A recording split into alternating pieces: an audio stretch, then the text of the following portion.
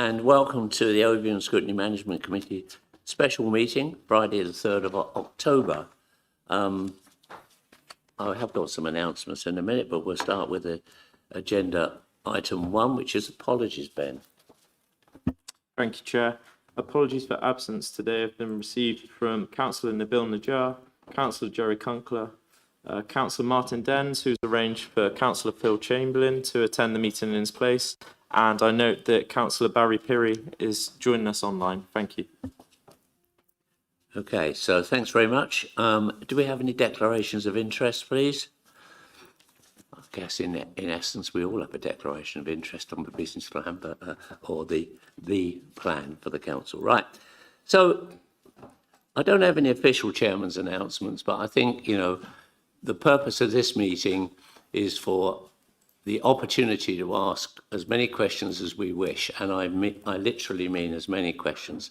If we're still here in 5 hours' time, we're still here in 5 hours. I don't want to be here in 5 hours' time, but that having been said, we do need to focus. So I would ask if your questions have already been answered, and I've already had people saying, well, you know, who's going first and who's doing what. If they've been answered, tick them off your list. If they're not ultrally important and time is rushing on, keep to the ones that are most important to everybody, especially the select committees.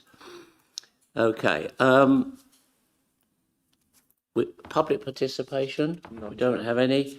Okay, let's move on to agenda item 5 then, which is the council plan.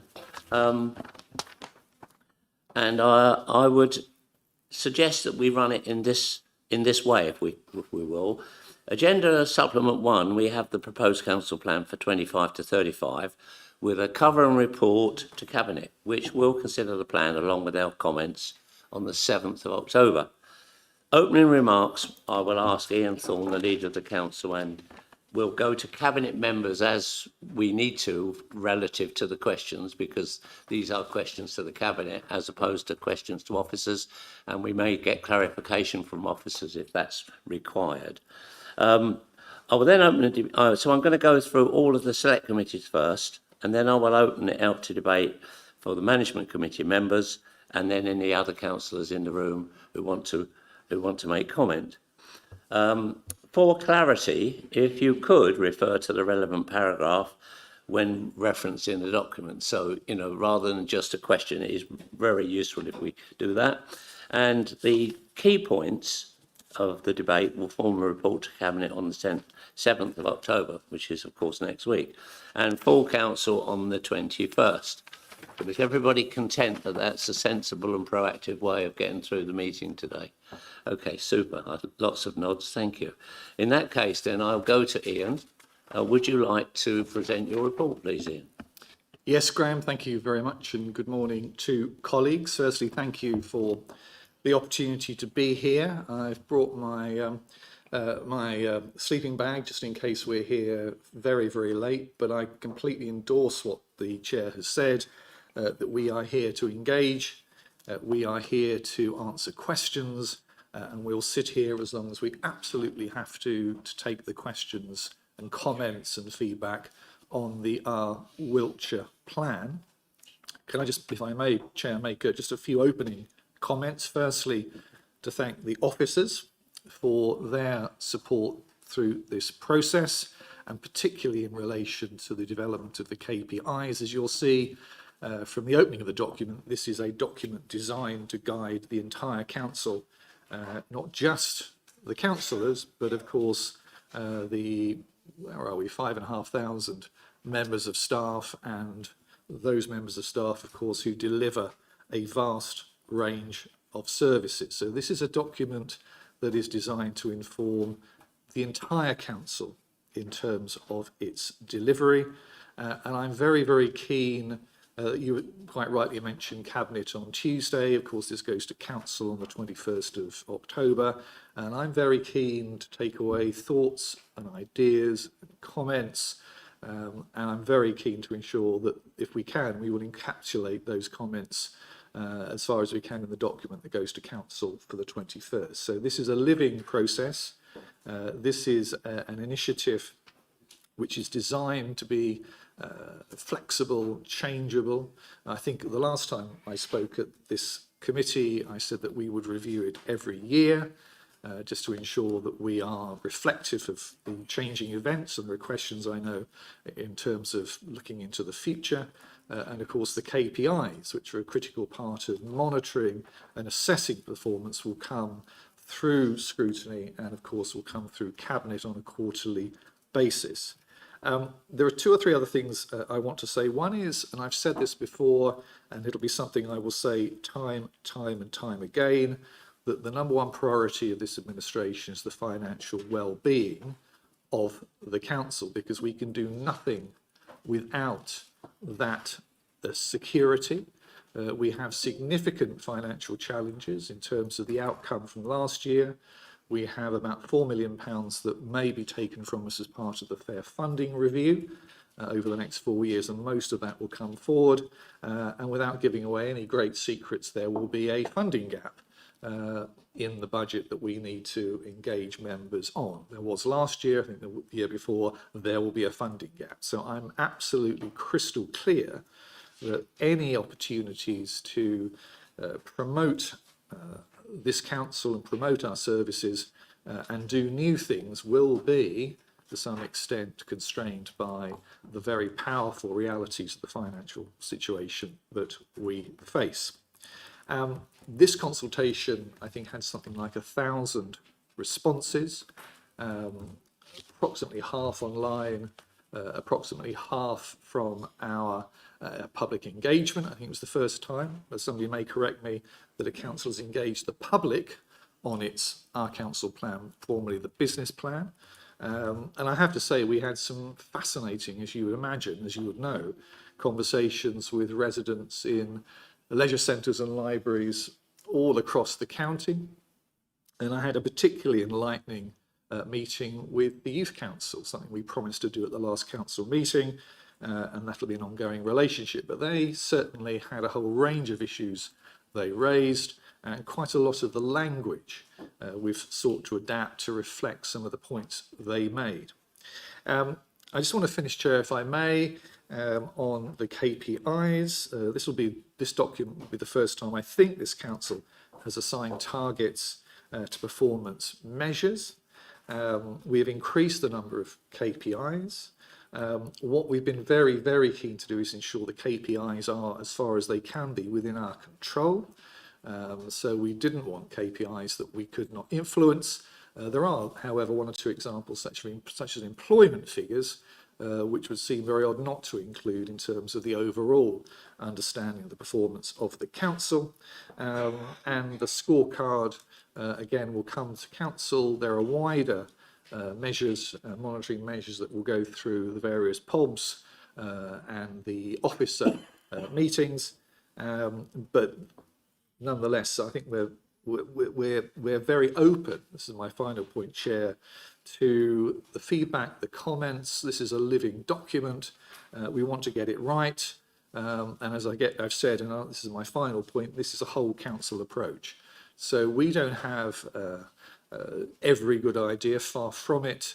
There are many good ideas, many good comments from right across the council, and we're very keen to hear them today, and we're very, very keen to see if we can incorporate comments that are made in this discussion, as we have in previous discussions, incorporate those comments into this document. Thank you, Chair. Thanks very much, Ian. Okay, I think we'll just kick off with the select committee chairs, if I may ask in their questions. I do understand that you've had some of the questions were put ahead, so hopefully cabinet members and officers, if required, have got a response in their head. But Laura, can I ask you to kick off, please, if you would? Thank you. So this is, and if you could introduce yourself, and I meant to say that at the beginning, if people change seats, would you please make sure you log in and out, because, or not out, but log in, because otherwise, and introduce yourself. So members of the public, we are recording this for members of the public. Thank you. Is that working? Yeah. Okay. Morning, everyone. I'm Councillor Laura Mays, and I chair the Children's Select Committee. The committee met yesterday to review the plan, and we've got some thoughts and comments that we would like to make. Overall, we thought it was a very good plan. We were particularly pleased that you had been to see the Youth Council, but also that you had consulted care leavers along the way, and also used some of our previous reports, children, young people's wellbeing, and so forth, that had ensured that you had heard the voice of young people. Yes, the Children and Young People Emotional Wellbeing Survey, and that you included the Voice and Participation Annual Report. And as Ian said, there's nothing more humbling than talking to young people, and they will tell you as it is. And the Youth Council are a particularly eloquent group of people, as are care leavers as well. So I'm very grateful to you we're very grateful to you for having done that. And I think I'm just seeing at this point here, the need for transport for young people is very important. And so anything that you can do to help with that would be very welcome. Other comments that were made by the committee included obviously the very welcome commitment to SEND, and obviously you talked about the financial stability of the council. That is absolutely dependent on the SEND issue, as we know. I think people felt that for us there wasn't much time. It's felt quite a rushed process for us to review the plan, but hopefully today's feedback will help you. And just a question mark, you know, is 1,000 people a lot in a population of 500,000? Do we feel confident that we really have heard the voice of Wiltshire's residents? And of course, the question is, what next? You know, this is a plan. There are some KPIs in here, but we haven't seen the service plans, but and so we'd like to see more insight into that. And interestingly, we had a good discussion about the KPIs. From my experience in children's services, we are awash with data and KPIs in children's services. So I felt less concerned about the ones you've got in here, because I know how well they are scrutinised in other places within the council. So obviously for you as an executive, you've got to decide what's important and priorities for you. But we weren't too worried about you know, the KPIs that you'd included. If we go a bit more specific, so those are the general points. In the section on supporting people, section 1, paragraph 1.3, interestingly, a lot of us commented on this, that paragraph 1.3, reflect the voices of adults and children and their families in our service, we felt was quite a weak sort of word, and rather would like, along the lines of, listen and use the voices to shape our services, not just reflect. We'd like something more proactive in that. We welcome the fact that you've highlighted the need to transition from children into adulthood, that transition is smooth. So that's under paragraph 1.4. 1.10, commissioning, delivering quality commissioned. Someone said, what about value for money, and what's the criteria of quality? And obviously that will be something that you will need to look at in your performance review. So yes, asking about value for money. Under safety, we welcome that you want to embed safeguarding in everything you do. But we asked if it could be more explicit about young people. Of course, as a council, we safeguard children and young people, but it seemed a bit, it wasn't that explicit within that. So any thoughts on that would be very welcome. Just want to make sure I've got everything here. So then specifically under delivering opportunities for children and young people, really welcome the fact that you want it to be a child-friendly county, and that has always been our ambition, and something that we welcome continuing. And I'm very pleased to hear that the voice team will be maintained. It's taken us a long time to build up that team, and the work that they're doing now really is exceptional and really does shape services in the right way. Specifically, point 3.5 on ensuring a good match for the supply and demand of school places. We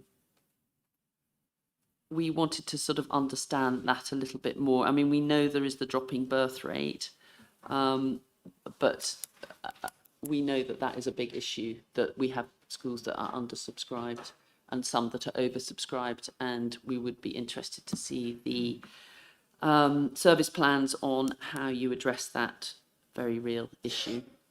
But at the same time, you've got the increase in SEND. So how do you balance that up, where you've got perhaps schools that are not at capacity, but then you have not got enough, there are not enough places for children with SEND.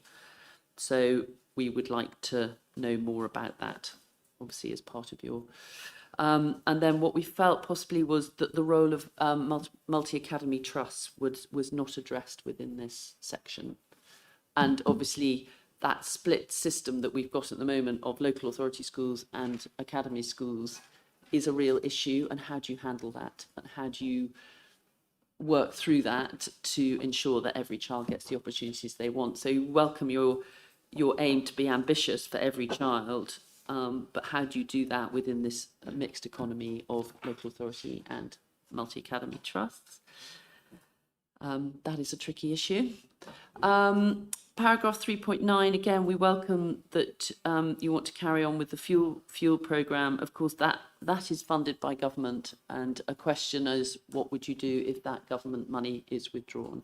Because that's a very public commitment to make, to say that you're going to run sessions throughout every school holidays. If you don't have the funding, how would you manage that? So we're just sort of wary about what you promise there. Great that you are saying that play areas should be given prominence in new developments, and we would definitely support that. And then paragraph 3.17, implement the Wiltshire Youth Framework and local youth offer. That's quite a broad ambition. We'd want to understand what that actually meant. I don't know what what you mean by that. Is that a youth service? Is that what is it? So the answer is we need more answers on that, please. Then we sort of environment, and we thought we'd leave to environment select to go through. But on promoting healthier lives, obviously this is very NHS and public health dependent, and I'll be looking to Councillor Claire Cape. I don't know if she's in. She's online, but obviously I'd want to understand, we'd want to understand, the ambition is absolutely right, but how are you going to achieve that for children and young people? We know it's very hard to get the NHS on board with many projects, but we really push for that.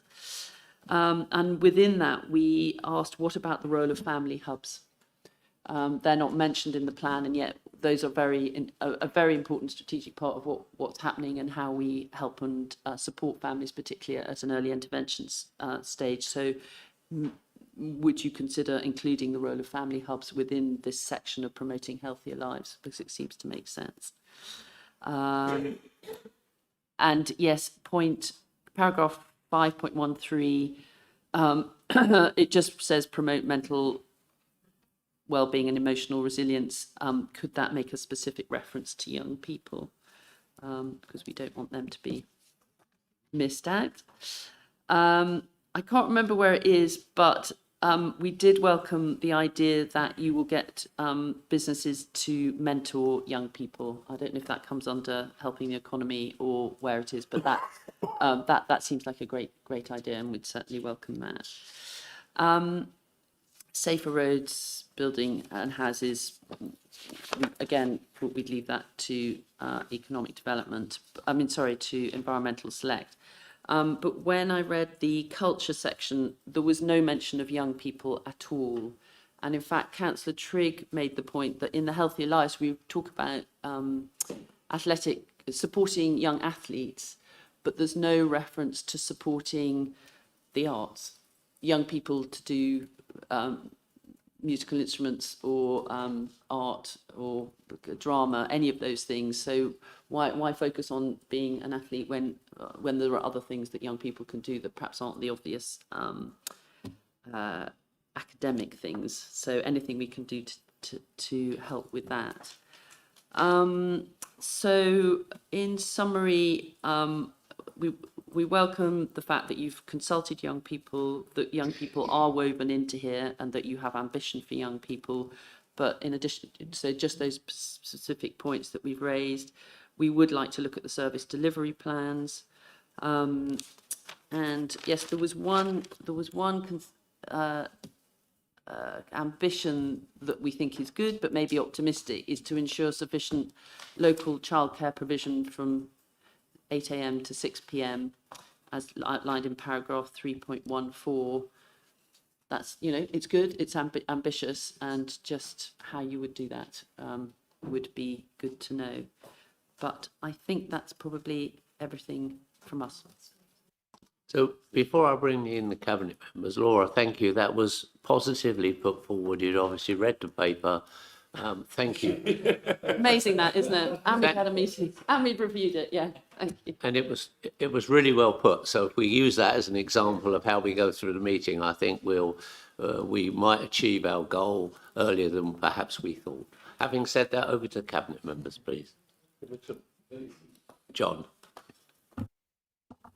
Good morning, and can I just echo thank you, Laura, because I think that was a really helpful run through of, and certainly I think there are some points there that we need to take on board and consider, and it's shown, as I've always believed, in the value of scrutiny. But I just want to run through a few of the things that you come up with. Delivering quality commissioned children's services and value for money. Frankly, I think value for money and quality sit absolutely alongside by side, and value for money is an embedded feature of the Council's commissioning policy, as you're aware. So balancing the delivery of high quality provision that meets the needs of the individual with the requirement to ensure that our spending is as efficient and effective as possible is just at the core of our procurement policy now, and I think our new head of procurement who's come in is very much looking at wanting to ensure that enshrines. But I couldn't agree with you more. We need to make sure, and I'm sure that will absolutely be at the heart of everything that happens. As for the use of the word quality, the trouble is that there's so many versions of the same word that you can use that all have a little nuance in one way or another, isn't there? I mean, I think that at the end of the day, I'm smiling to myself slightly because I've got an officer answer in front of me, and you're used to officer answers about the definition of a word. But I think the truth is, what we say by quality services is services that meet the needs of every child individually. So we're not talking about a one-size-fits-all solution, but a quality solution is one where you look at what each child needs and how we meet the needs of that child. And hand on heart and in all honesty, as you'll be aware, you can't always 100% achieve that, but it's striving to get as close to that 100% as possible, because the needs of so many children are so diverse that sometimes generic services just can't meet all of them.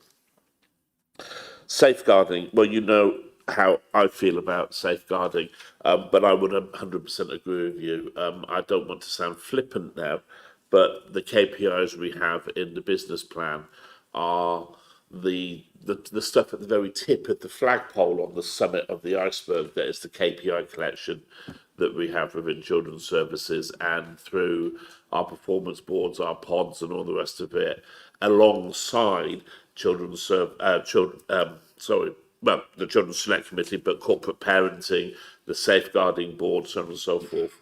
These are being constantly studied all of the time. So I think that the ones that are in the council plan are really important ones, but as you say, they're just the very, very tip of the iceberg of, I think, if some of our colleagues across the council had to deal with the raft of KPIs there is in children's services, they'd struggle to get anything done just because of the number of numbers that we have. You wouldn't believe the number of numbers we have to deal with. School places. Ah, yes. I can't come up with an instant and a perfect answer to school places. I can tell you that Clara is doing an amazing job in balancing and working things, and recently gave an extensive briefing to Councillor Bucknell, who had raised some questions on this, and was concerned. We do have falling birth rates at the moment. That will be putting some of our schools under pressure. But the closure of a school is very much an act of last resort, in my opinion, because much as birth rates can go down, they can go back up again afterwards. Once you've lost a resource, getting it back again is very, very difficult. Saying that, sometimes there is sound moves in looking at the estate in which we are delivering education to young people, and where you have a Victorian school that hasn't really seen an awful lot of work done on it in the last 100 years, and its role is getting below that, which makes it even close to viable, and it's possible to take a few of those and provide a high quality needs focused replacement. Sometimes that could be the right thing to do, as indeed, as you're aware, was done with the SCND and the providing of the new school at Roudford, making the other satellites. But we would take every instance of that on a case-by-case basis, and any action would involve the community at every step of the way. Maths and SATs are not mentioned. No, they're not. And that is deliberate, yes. It's because I don't want us to be worrying about what type of school a child attends, to be worrying about what kind of opportunities as a local authority we should be providing for them or have the ambition of providing for them. It's a reality I don't like, but it's a reality now that we are stuck in this environment of having local authority schools, of having orphan academies, having single academy trusts, having multi-academy trusts. And I've no doubt that within the next few years there'll be a couple of more things chucked in the mix just to give us more grey hairs. But the reality is we shouldn't be judging what we look to provide for a child according to the type of school that they attend. This administration will work with MATs, it will work with SATs, it will work with local authority schools, and it will do everything it can to ensure an equalisation of delivery across all of them.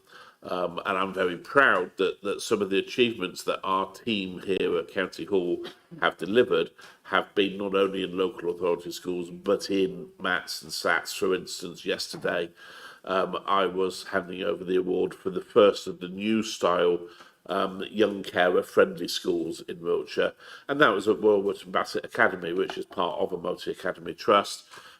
We've now got 23 schools that are dyslexia friendly, and those are spread across local authority schools, SATs and MATs, and the team have a very clear mission that we just want to see every school achieving these, and we will work with every school to achieve these, regardless of what they are in the background. So we're not going to be discriminating whether it's a MAT or a SAT or a local authority school. The fuel programme, I'm just going to clarify with my colleague here, but I think we've got another 3 years funding on the fuel programme now. So that's absolutely fantastic. The central government has confirmed funding for the next 3 years for fuel. Now, I'm not saying that in those 3 years we may not look at changing how fuel works slightly. Personally, and I think fuel at the moment is quite divisive, in so much as if you qualify, you go into it, you're in a camp for the week or whatever, and no one else can join you unless they also qualify. And I think that we could look, it's early days and we need to have conversations and discussions about this along with officers, but I think we could look at some of the work that's been done with the Short Breaks project and take some of the learning from that and apply that into the fuel project. But that's, but will we continue it? Absolutely. Are the statements strong enough for send? I think so. I mean, I don't think you can make statements strong enough for send, to be honest with you. The importance of the work we do with our special education and disabilities young people is absolutely vital. It is a growing need. There are all sorts of challenges about it. But I am confident. I think that when the national reforms are announced later this year, and as you know, we don't really know what the details of those will be yet, but I think we are in a position where we'll be able to respond strongly to those, and I think that whatever adaptation is needed to make sure we continue to comply.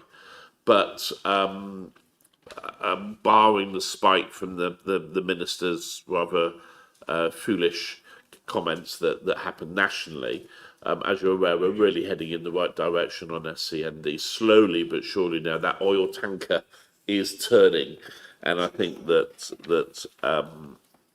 we have a way forward.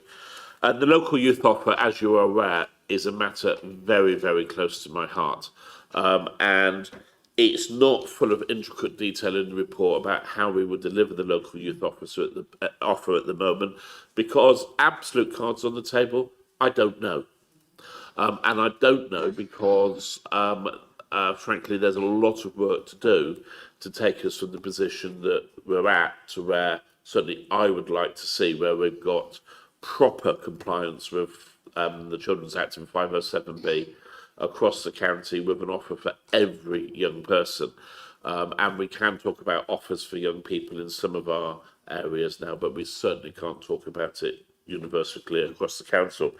And that's why I've got some officer work going on at the moment to properly audit where we are, and to look at an action plan to find out how we could get to where we would want to be.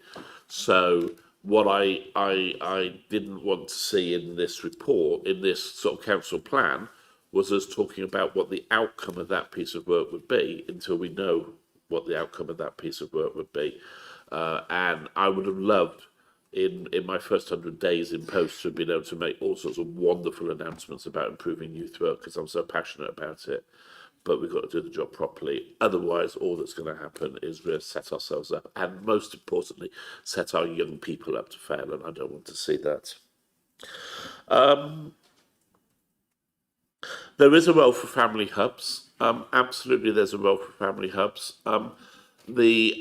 Unfortunately, as a county, we haven't received a fraction of the funding that many of us have to support family hubs. As you're more than aware, we went into family hubs before actually the government was mandating this was something to do, but we did it without funding. I think the last set of funding, the last announcement that came from central government about the funding that was going to come through was described to me by officers as just enough to run one set of supporting parent programme. So we continue to develop our family hubs, and we've got an excellent partnership we're working on with Spurgeon's on that. But they may not necessarily be the only means by which we will do that as things move forward. But Can I just, again, but is that can we get public health or the NHS to help us in that? we should, yeah, and I'm sure that Councillor Kate may want to come in later about the work that's happening with the NHS. But NHS funding, I mean, I probably get myself into trouble with the leader now, but they are a nightmare for meeting their funding. I had a budget meeting yesterday where we were talking about the funding they'd already promised us, they're now not paying. So it's, I think, any excuse for them not to fund, they will take it, and they will exclude that. I'm not sure you mentioned it when you were running through your questions, actually, but I think it's really important that you did submit the question, and I think actually it's a really important point you've raised. 5.4, you raised a point about domestic abuse.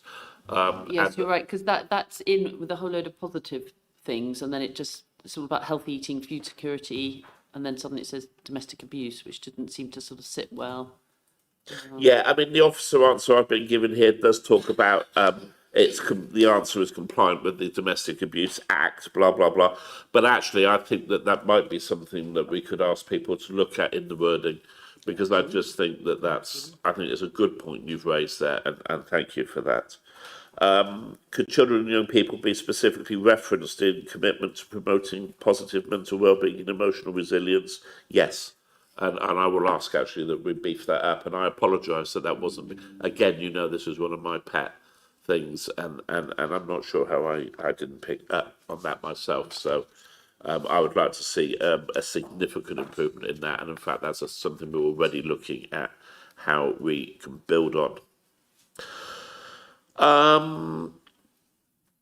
Then well, the KPIs, I think, to be honest with you, you've raised some issues on KPIs here, and I'm happy to pass those on and ask that those are considered. But as I said before, and as you said really when you said the KPIs that are in this report are just the tip of the iceberg, and it's the ones underneath that are really important that we are looking at and keep an eye on.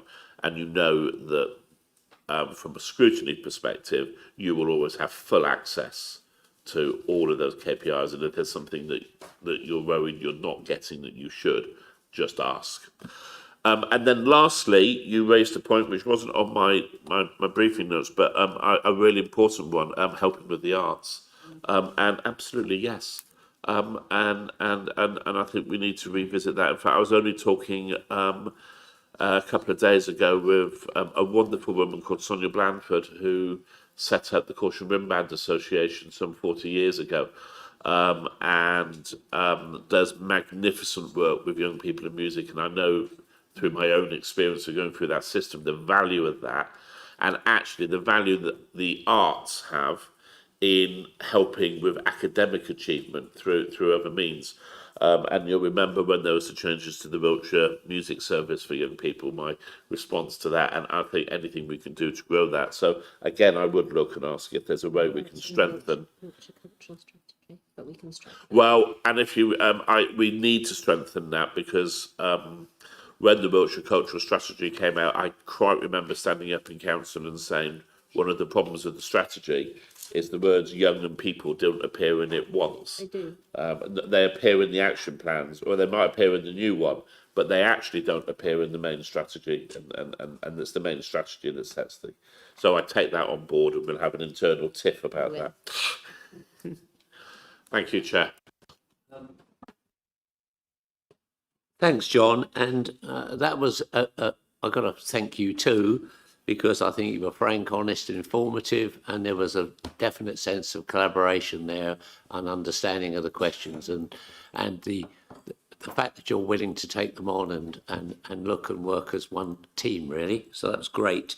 Before I bring in Claire, are you okay with everything from the point of view of the questions? Does anybody else want to add on these before I bring Claire? Mel wants to say something about culture. Mel to say what Councillor Hubbard meant was. I think there were two questions I wanted to pick up on. One, John started, which was the cultural strategy, which does mention young people, but I take your point. We could strengthen that, and we could make sure that that's mentioned. But the cultural strategy does talk about work and works with lots of groups, as you know, that do support art with young people, and totally agree with the priority for it. Obviously, there's always a danger when you're summarising things that you squash things into 10 points. So we can definitely re-look at that. But the other point, you did ask a question about, did we talk to enough people? And I just wanted to say, I mean, it's always difficult to talk to everybody, so that's a challenge. We did talk to, between the online survey and talking to people face to face, 1,000 or over 1,000 people. And actually, because it was the summer holidays, lots of them were families. So where we were based in leisure centres and libraries, we did engage with quite a few families. So we did, and children involved. So we did get a good representation, I feel, as well as we could within the restrictions of doing something like that. And I think we always, one of the key things we want to do is carry on talking to people and make sure, I think at one point you talked about reflecting voice as opposed to whatever words we might have used. So we do want to represent young voices in everything that we do, and I think that's a strand that runs through the whole plan. And if it doesn't come out strongly enough, which I'm sure you'll tell us, then we can try and strengthen it. But talking to people and listening and making sure young people, older people, all sorts of voices are heard in all our work is really important. I think talking to residents, they were keen. Lots of people liked the priority around young people, whether they had children with them or not. So it's something that we know our residents really care about. So we want to make sure it's as strong as possible, whether it's in leisure, culture, children's services. So that young voice is a really important part of what we're trying to achieve. Certainly. As you say, really important discussions, and the discussions must inform our council plan. So two things, just to pick up on the issue of culture and the arts. I think John comes from a musical background. I have a degree in music, and therefore absolutely, so whoever came up with that idea, absolutely right. We'll take a look at that. There's a bit of an imbalance, of course, there, isn't there, in a sense of there's a sporting grant but not an arts grant. And given that and I say this in the broadest sense, support for the arts is under enormous pressure. It has been for many, many years. Let's see if we can do something that sorts and addresses that. And then Mel's point about, and your point about, is 1,000 enough? Well, the answer is no, it's not. I think it's quite a major step on from last time, a significant step. But are we satisfied with that? Well, no, we're not. We'll see what kind of results we get in terms of numbers engaging with the budget, and we kick off meeting residents on the budget in the very initial discussions next week. But certainly we'd want to go and talk to residents again, and it may well be as part of the annual update we do some consultation, as I think we should, with residents around that as well. So this is an ongoing process. Could it be better? Absolutely. Will we focus on making it better? Yes, we will. Thank you very much. Laura, are you comfortable so far with the answers? Claire, do you want to come in, Councillor Cape? Yeah, happy to. First of all, apologies for being late. I went to the annual reaccreditation of Chippenham with purple flag this morning. And one of the takeaways from that was, in fact, a little bit more for younger people in terms of the town's offering. So I just wanted to reflect that, because it's obviously coming at us from all directions that there is just not enough for young people. Laura, thank you for your comments. I've made a note of them. I may need to come back to you because I was literally just coming into the call while you were speaking. What you said, I picked up on about mental health and well-being for young people. Absolutely. And I'm just thinking back to what the conversation we've just had about the arts and activities. And of course, that there's a real crossover and link between the two. If we've got good activities for young people, then there's an element of prevention in there in terms of young people feeling isolated and potentially anxious and depressed. So I think, there's a real, win-win in that one, which I'm certainly going to look at. And I'm going to just talk a little bit more with John as well. But thank you, very helpful feedback, some specific points that I think we can definitely address. Thank you. Okay, so thanks very much. So with that, I'm going to move to Nick from Environment Select. And I have to say that the load on Environment Select is becoming really obvious. They're so broad an area that I do get concerned that they're just on sheer overload. Having said that, they've managed to put together 43 questions.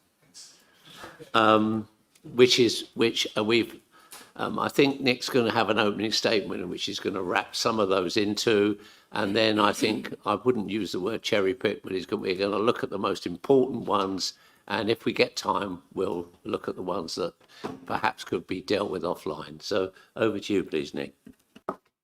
Thank you, Chair. And for the benefit of the public, I'm Nick Murray, Chair, Environment Select Committee. I'm conscious that the Environment Select Committee covers a very wide scope, as Graham has said, and we have a lot of questions. So it's not that we're being disproportionately critical. And our questions are intended to clarify and provide constructive criticism so that we achieve the best possible plan for everybody. And I think it's important that members of the public understand that. So it's not that we don't think there's a lot of good in this plan, but rather that our focus has been to challenge and add value.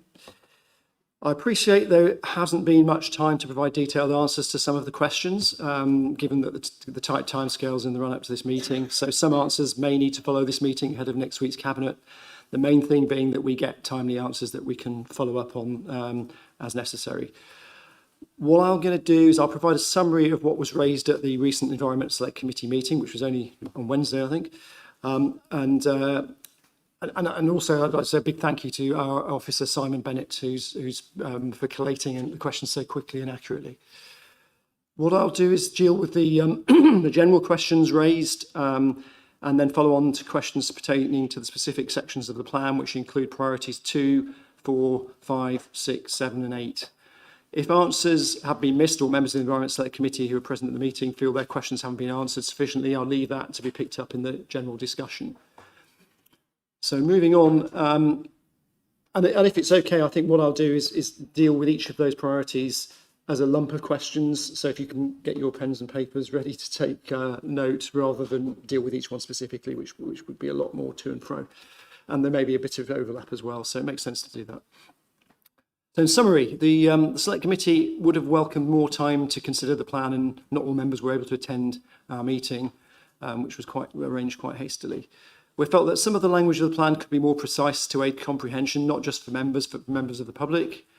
There's a lot of aspiration in the plan, but a lack of detail makes it difficult to assess how deliverable and achievable these commitments are, and we appreciate it's an aspirational plan and delivery plans will follow.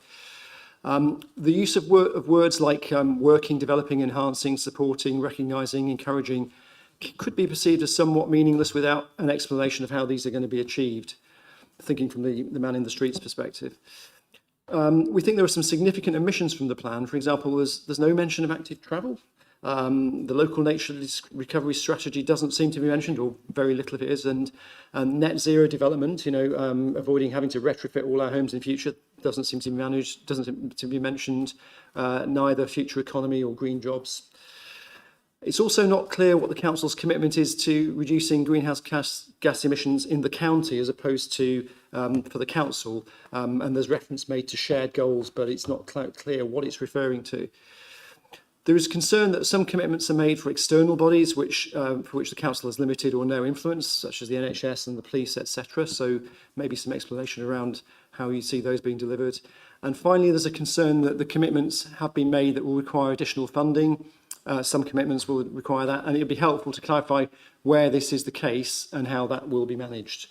So that's a bunch. Well, that's basically a summary of the sort of feelings from the meeting. I'll now go on to a bunch of general questions. There's quite a few of these, and some of them are overlapping, so I think it makes sense to go through them all at once and then ask for a response. So, first of all, how will the council ensure that the principles of together, open and fair are consistently applied across all service areas and decision-making processes?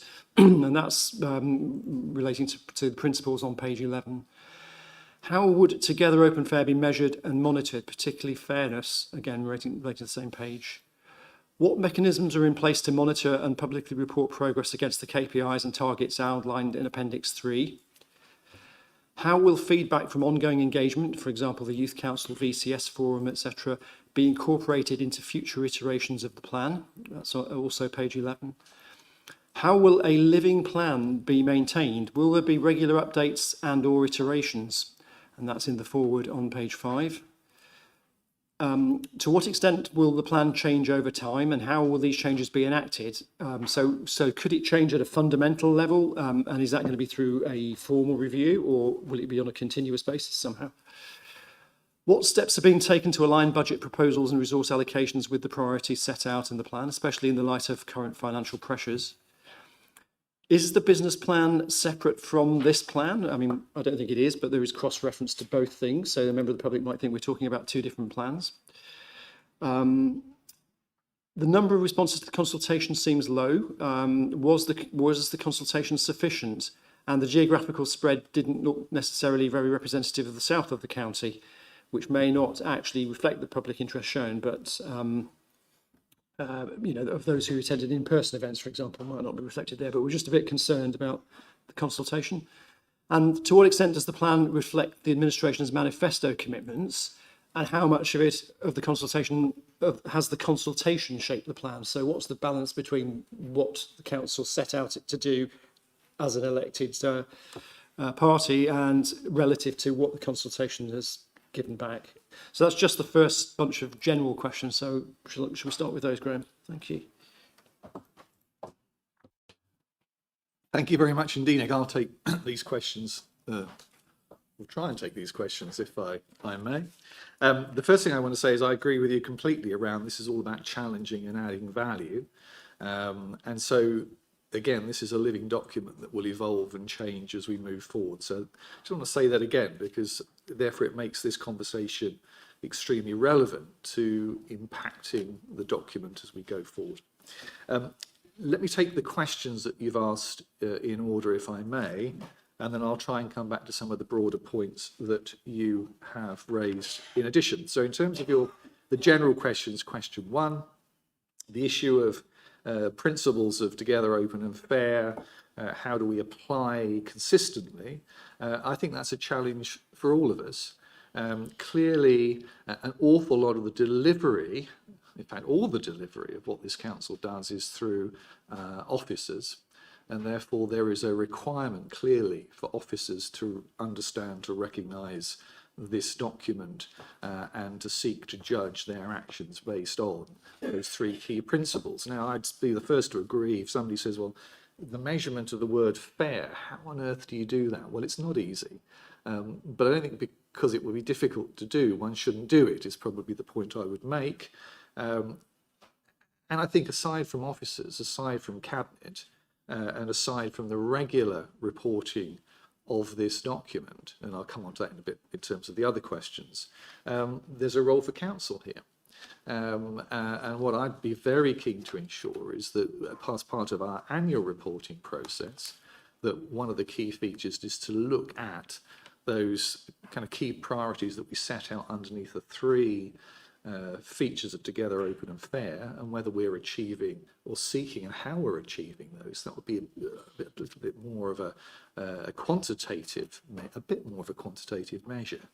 But as part of the debate every year, as well as every quarter at cabinet, I'd expect there to be challenge around whether we have been together, open and fair. So I think there are a number of mechanisms which really don't boil down to absolutely quantitative measurements of concepts and ideas, but I wouldn't want to, if you like, throw the baby out with the bathwater and lose these because we can't very precisely measure. But clearly, as part of all the corporate plans, all the work programmes that then follow this document, and my expectation as leader of the council, and I would hope that the council's expectation, i.e.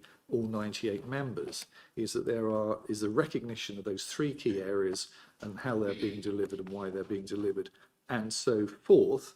And of course, critically, I was looking at my friend Graham.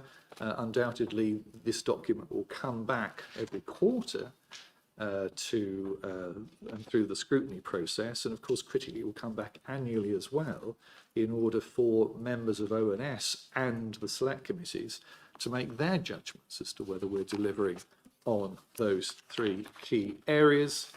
I'm going to keep moving on. If anybody wants to jump in, or if you want to jump in, Nick, please jump in on the principles. Yeah, just on the principles, I think the principles aren't, as Ian said, not necessarily measurable items. They're about a culture and about a way of working. So I just think that's important. They shouldn't be looked at in the same way as the priorities and the other things that have KPIs, because they're about the way that you work and the way that officers work. So it's about creating a feel of the way we want the council to be. So just in terms of measurement, I'm not sure that is a relevant thing to measure. We will measure it by how well we achieve our priorities, and the measurement happens at the priorities end. And this is about what kind of culture do we want to have. I think part of it's peer review. I'm going to look at Bill in terms of the point he made about backbench members not being invited to events. Now, nobody could have, measured that. Bill, if you don't mind me bringing this in, Bill raised it as an issue at Cabinet, which was a matter of fairness, in my opinion, etc., and we've done something about that. So I think that there's a peer review of all 98 of us in terms of highlighting what you think is important as we move forward. Just moving on to I think the second question in terms of how would Together Open and Fair be measured or monitored. Again, I think we've touched on this, but clearly the overview and scrutiny process with the select committees, with this group, this committee, I think will be critical. There will be the opportunity every quarter to look at the KPIs at Cabinet, and there will be an annual review. But again, if somebody comes to me and says that this is not happening, or we want to achieve that, and you've set this out in the document and you're not reflecting that in what you're doing, then we will seek to understand that. And within the democratic processes of this organisation, we'll seek to change it. So, I mean, this is not a sort of leaf blowing in the wind in the sense that we'll change everything because everybody wants it changed, but certainly it has to be responsive.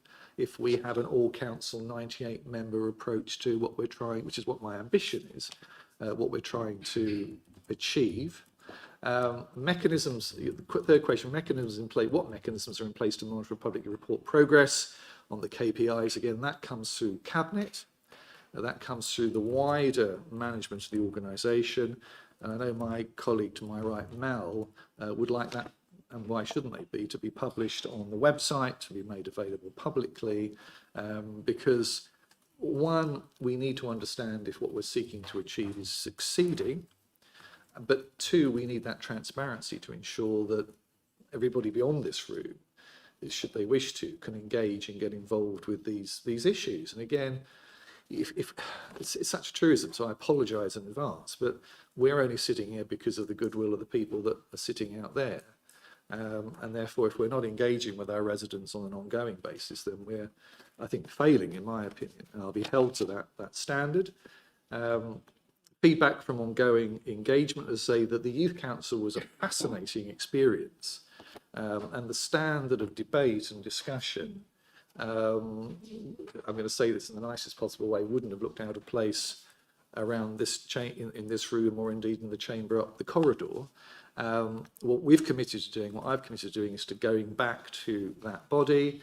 And I think the chair is going to, this is terribly exciting for me, if not for him, is going to spend the day shadowing me on an ongoing and regular basis, because he wants to be a politician, for heaven's sake. Shouldn't be shadowing me, he should be shadowing a politician. Anyway, it doesn't matter. But more seriously, in terms of the issue of feedback, I chair Wiltshire's Health and Wellbeing Board, so this paper went to them and we've discussed it. I chair the Public Services Board, and again, this document will come back to those bodies, and of course those bodies represent the NHS, the ICB, the DWP, the voluntary sector, so it's quite a good representative, if there is such thing as a representative body and bodies, in order to encourage your point about ongoing feedback. So there's quite a lot that happens anyway that we can then dovetail into the Wiltshire plan. How will the living plan be maintained? How will regular updates? Again, I think we've covered that in the sense that there will be the reporting every quarter, there'll be the annual report. But frankly, again, if somebody comes to me and says, this isn't working, there is a problem, do something about it, and we can agree to that, which we almost certainly, in most cases, can, then we'll respond. So that's the living nature of the document. Because there are other questions in relation to the future. If any of us had predicted 10 years ago where we are today, in the UK sense, the economic sense, the social sense, and indeed European and worldwide sense, you'd never ever come up with where we actually are today. So one has to expect there will be significant changes. Question 6, if so, to what extent can the plan change? Well, hopefully I've explained that, but I'm happy to say more.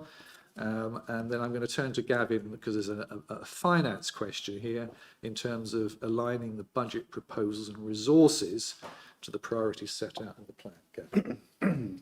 Thank you very much, Ian, and thank you, Nick, for that particular question. And that has echoes elsewhere, I think, from other questions that have been been raised. So let me start with the principles. So it is our intent to work with the select committees, with the groups in this council, and with individual councillors who've got smart ideas as to how we can maximise revenue and how we can maximise good value for money. And I absolutely take Laura's point that she made earlier in that regard. In constructing the first budget of the administration, as I think all colleagues are aware, the budget we're currently operating on was clearly the budget passed by the previous council for this year. The public consultation programme for the budget is also now established, and I'm looking forward to touring Wiltshire with colleagues to engage with the public. We're also seeking that engagement with the Youth Council as well, and looking therefore to get as broad an understanding, firstly, of the challenges that the council faces, and Ian alluded to those at the beginning. Clearly, we don't know those entirely yet, because the government, firstly, the Chancellor is about to opine on her view of the world, and that may well have implications for us. And secondly, as I think colleagues are probably aware that have been involved in finance, the government also make their settlement announcement to local government around Christmas time, and that too will be important to inform exactly where we are. But in essence, the plan should be informing the budget. Clearly, these two things can't operate in isolation from each other, because it is the budget that enables quite a lot of this to happen. The second point I would make is around the principle of together. So that element of together in the sense of us as councillors, but also the wider partners in the widest sense of that word that this council has. And I make no apology for saying I think we want to maximise the level of engagement that people have, not only with good ideas and smart thoughts, but candidly with their cash to enable some of these things to happen. There's a very active conversation going on with the gentleman immediately to my left as to how we engage with developers to ensure that we optimise and maximise the revenue generation that they can provide to this council that fits with community need. And the point about the arts is a very good example of that, where it's been quite variable as to arts contributions that developers have made. And it's right and proper that there should be such variation, but it's also right and proper that that conversation is had. And if that's what communities want in their communities when developments are taking place, then it's right and proper that those conversations have had. So I think in summary, the principles set out here and some of the detail will absolutely inform the first budget, and we should be assessing, and you should be assessing, and our new select committee should be assessing, are we actually achieving that? Because if there is a disconnect between the two, that would be foolish. The previous administration had their business plan and made a point of connecting the budget with the business plan. That is a sound principle, and it's one that I would expect us to adhere to going forward. I hope that answers the question. In terms of questions 8 and 9, I'm going to turn to Mel. All right, so question 8 that we were given was about the business plan and the confusion of terms, I think. So it's you've mentioned short time scale. There's also been a short time scale in terms of editing this. I think the business plan is just having a new name of our Wiltshire plan is the same thing. I think you alluded to that earlier. So that's just proofreading and making sure we're going through and making sure we're talking about our Wiltshire plan and we're not confusing anybody. In fact, when we were doing the public consultations, people were also getting confused with neighbourhood plans, local plans and all sorts of plans. So there's too many plans probably, but I don't know if there's another word. But at the moment, the Wiltshire plan is just the new name for the business plan. I think the response to the consultation, obviously we talked a little bit about that with the education select feedback. I think we had a short period of time to get out and talk to people, and we did extend the online consultation. Again, it's about us, we're all working together. I was wanting to be really ambitious and get as many people's feedback online, but it's how we all share it. How do we get people involved? Not everybody wants to do an online survey. Some people, about half of the people came and saw us face to face, which was great. And it's just about us, you know, improving how we do that consultation. How do we get more people to answer surveys, make sure the surveys make sense and don't make you want to beat the computer over as you're trying to answer them, so they're really easy to access. So I think going forward, yes, of course we can do better, and we'd love to consult and have, you know, more residents answering. I think we did have about 20, well, it says that the postcodes were representative of about 22% of the population. I mean, we could easily sit here and discuss that for ages and say that it's not good enough, but it was the you know, what we did at the time, and it's more consultation than has been conducted about business plans in the past.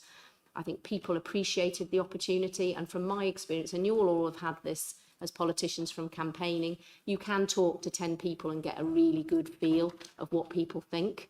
And we did have a really good variety of residents coming to talk to us of all ages, all backgrounds, all issues. So I think it gave us as good as we can. But I'm happy, you know, we can take the challenge, and part of our Wiltshire plan is that we want to carry on improving that consultation going forward. So I felt it was what we could achieve in the time. Thank you, Chair. I'll move on if I may. I think we're at question 10. To what extent does the plan reflect the administration's manifesto commitments? I think this is a really interesting, I mean, they're all very interesting questions, clearly, but I think this is a particularly interesting one because you start with the manifesto, because where could you start otherwise than with the administration's manifesto? Because if the administration is not seeking to deliver its manifesto, then what were we all doing knocking on doors and delivering leaflets, all of us in one form or another? But you're dead right in terms of the inference in the question, in terms of what was the point of the consultation? Because if we're not listening, because we're only committed to what we want to do, and so it's absolutely clear if you look at, and there's quite a lot of detail which we can share in terms of the influence that the consultation has had on the document. Now, one could argue that an awful lot of this is, if I forgive the phrase, motherhood and apple pie anyway, and therefore how could you possibly disagree with it? But nonetheless, when you get into the detail, which this document now does, that then reflects and creates more challenges. So is this document wholly based on a manifesto? Absolutely not. Is this document based on the consultation that we've received, the views that we've received, both in terms of the content, the language, the order of priorities? Then the answer is the impact of that consultation is significant on this document. So I'm not going to say it's not a Liberal Democrat manifesto influence document, because somebody would say to me, well, what on earth are you doing here if it isn't? But I would certainly be very happy to say that in terms of the views of the public, partners, councillors, and so forth, that an awful lot of issues and ideas that have been raised, we've sought to incorporate in the document. I'm quite happy to move on to further specific questions if that's helpful, although I'm in your hands, Nick, in that respect, but I'm happy to move on if that's helpful. Adrian. Sorry, I'm sorry, Chair. Through the chair. It's fine.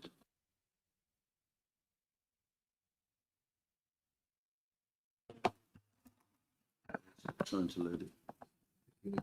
Card off. Done that. Good job. There we are. Here we go. Yeah. Can you hear me? Okay. I just wanted to address, and thank you, Nick, because your scrutiny of this was, I could say, excellent. Obviously, there's a lot of, it's a broad document, and so to get lots of individual detail into it would make it unreadable for the public. So, but there are elements that you've mentioned that we haven't highlighted, which we are very keen on, in particular, indeed, as you're aware, with my position in the past on these things. So I wanted to address the active travel. Every time, and Nick, who was on the screen, is aware that for me, that is a priority with every application, because with strategic planning, the active travel routes have to be connected. We can't have one builder putting it at the bottom and the other builder putting it at the top, which we have seen So we are 100% on top of that. And I think if you go to section 8, we could possibly think about 8.16 and mention active travel at that point, because it is a priority to us, and it's, yes, you're not. But it is covered to some extent in 8.1, which is ensuring planning support strategic place shaping, and 8.6, which actually says maximise developer contributions agreement, the provision of, because it's a necessary infrastructure. And active travel for me, as you're aware, is a necessary infrastructure. So thank you for bringing that to our attention. I think we would go back and review that one if the committee's happy. Net zero housing is a bigger challenge. So thank you for bringing that up. Especially when it comes to social housing and affordable housing,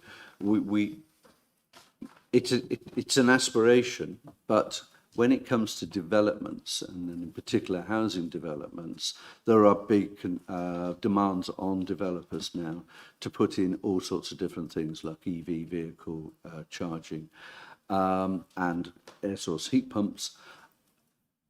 Our biggest problem here is that we're expecting the developers to pay for absolutely everything because there is no government funding for specific things like roads and all the other aspects that the Section 106 agreement applies for.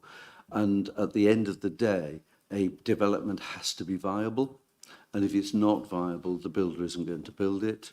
And we have to make them that viable. So sometimes there are compromises we have to make. It will be top of the agenda. But it's not something, if we enforced that, we would end up possibly with no social housing.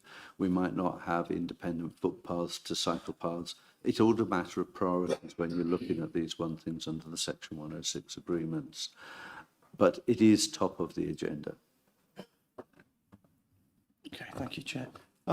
Yeah, we'll pick up on those, I think, when we get to the relevant sections, but I think there's more to be said about both of those topics. But in answer to Councillor Thorne, yeah, no, thank you very much for those answers. They do kind of raise some other questions which will come, I'm sure, will come down the line.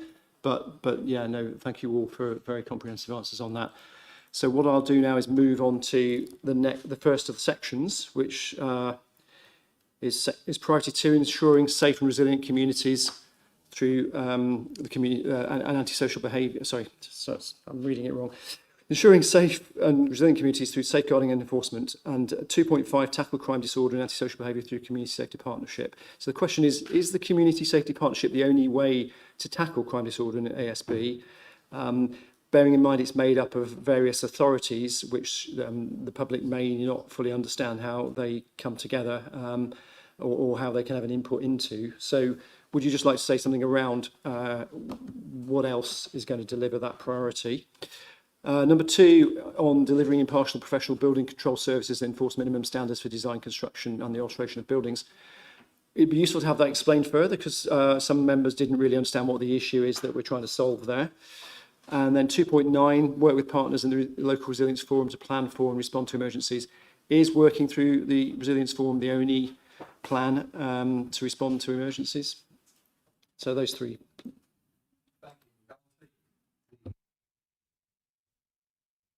Take the first one.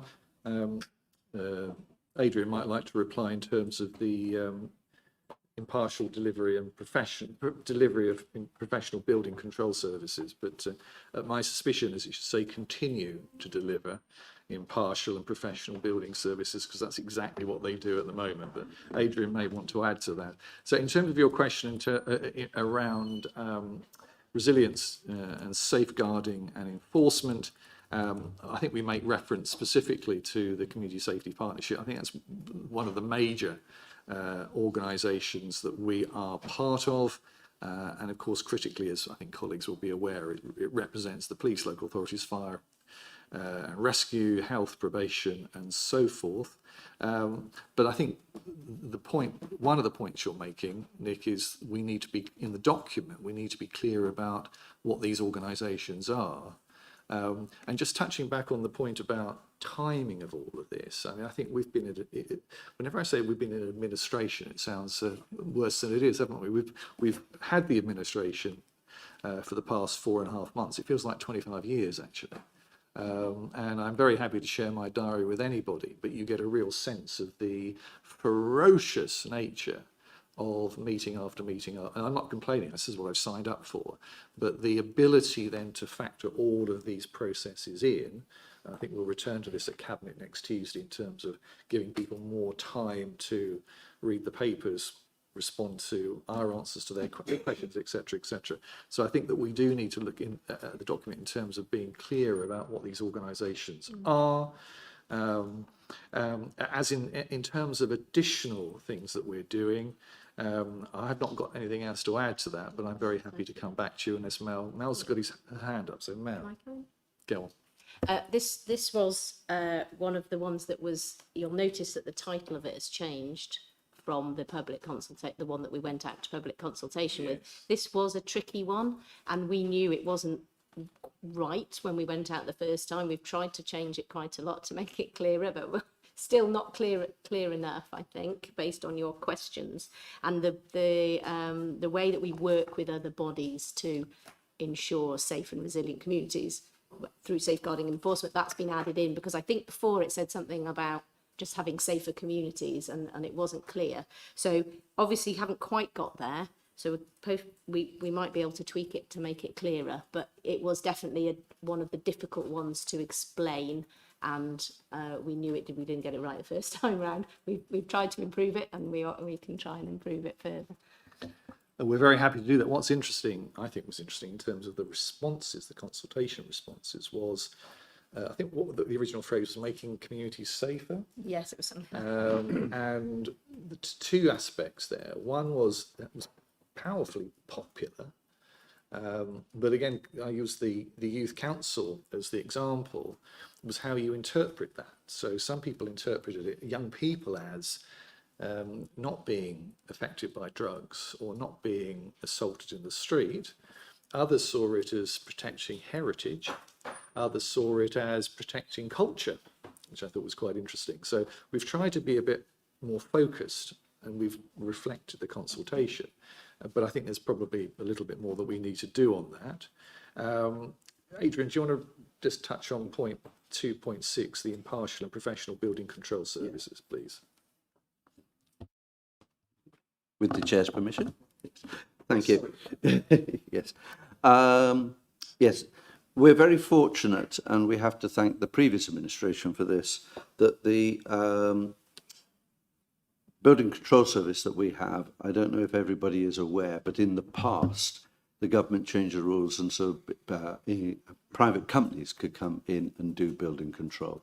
That, it's a bit like free schools and things like that. You had then no control over what they were doing or anything.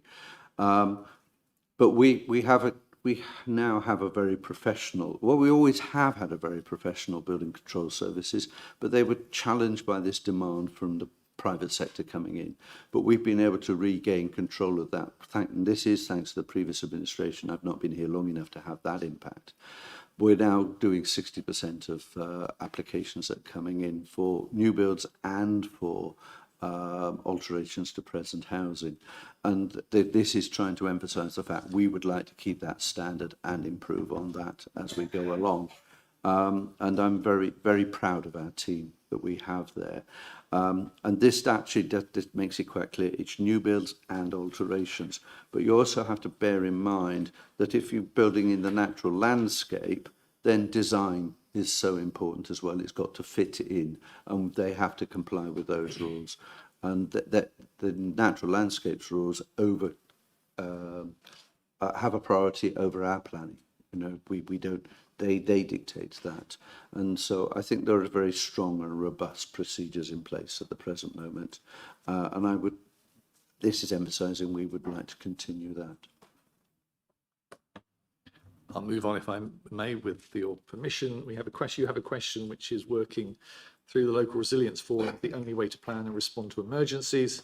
I'm going to be very honest. I'm just reading the brief that I've been given, so I'm not an expert on this. which tells me that we have a statutory duty under the Civil Contingencies Act 2003 to respond in a multi-agency way. The Local Resilience Forum is, to use the word here, a construct that reflects that. There's a principle of continuous improvement that we're always looking to improve. As an example, we've worked to create a network of local resilience teams in parishes. Indeed, I'm a member of one myself in Caen. I'm sure many of us are around this table. The LRF is not a decision maker or a responder, but a convener.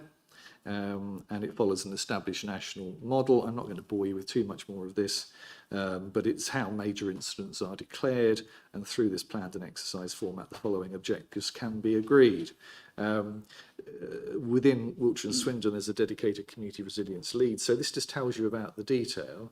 I'm quite happy, and very happy, in fact, if there are other examples that we feel we should include, because that's the point of to impart this discussion, but I think in terms of our statutory requirement, this is the process that we go through.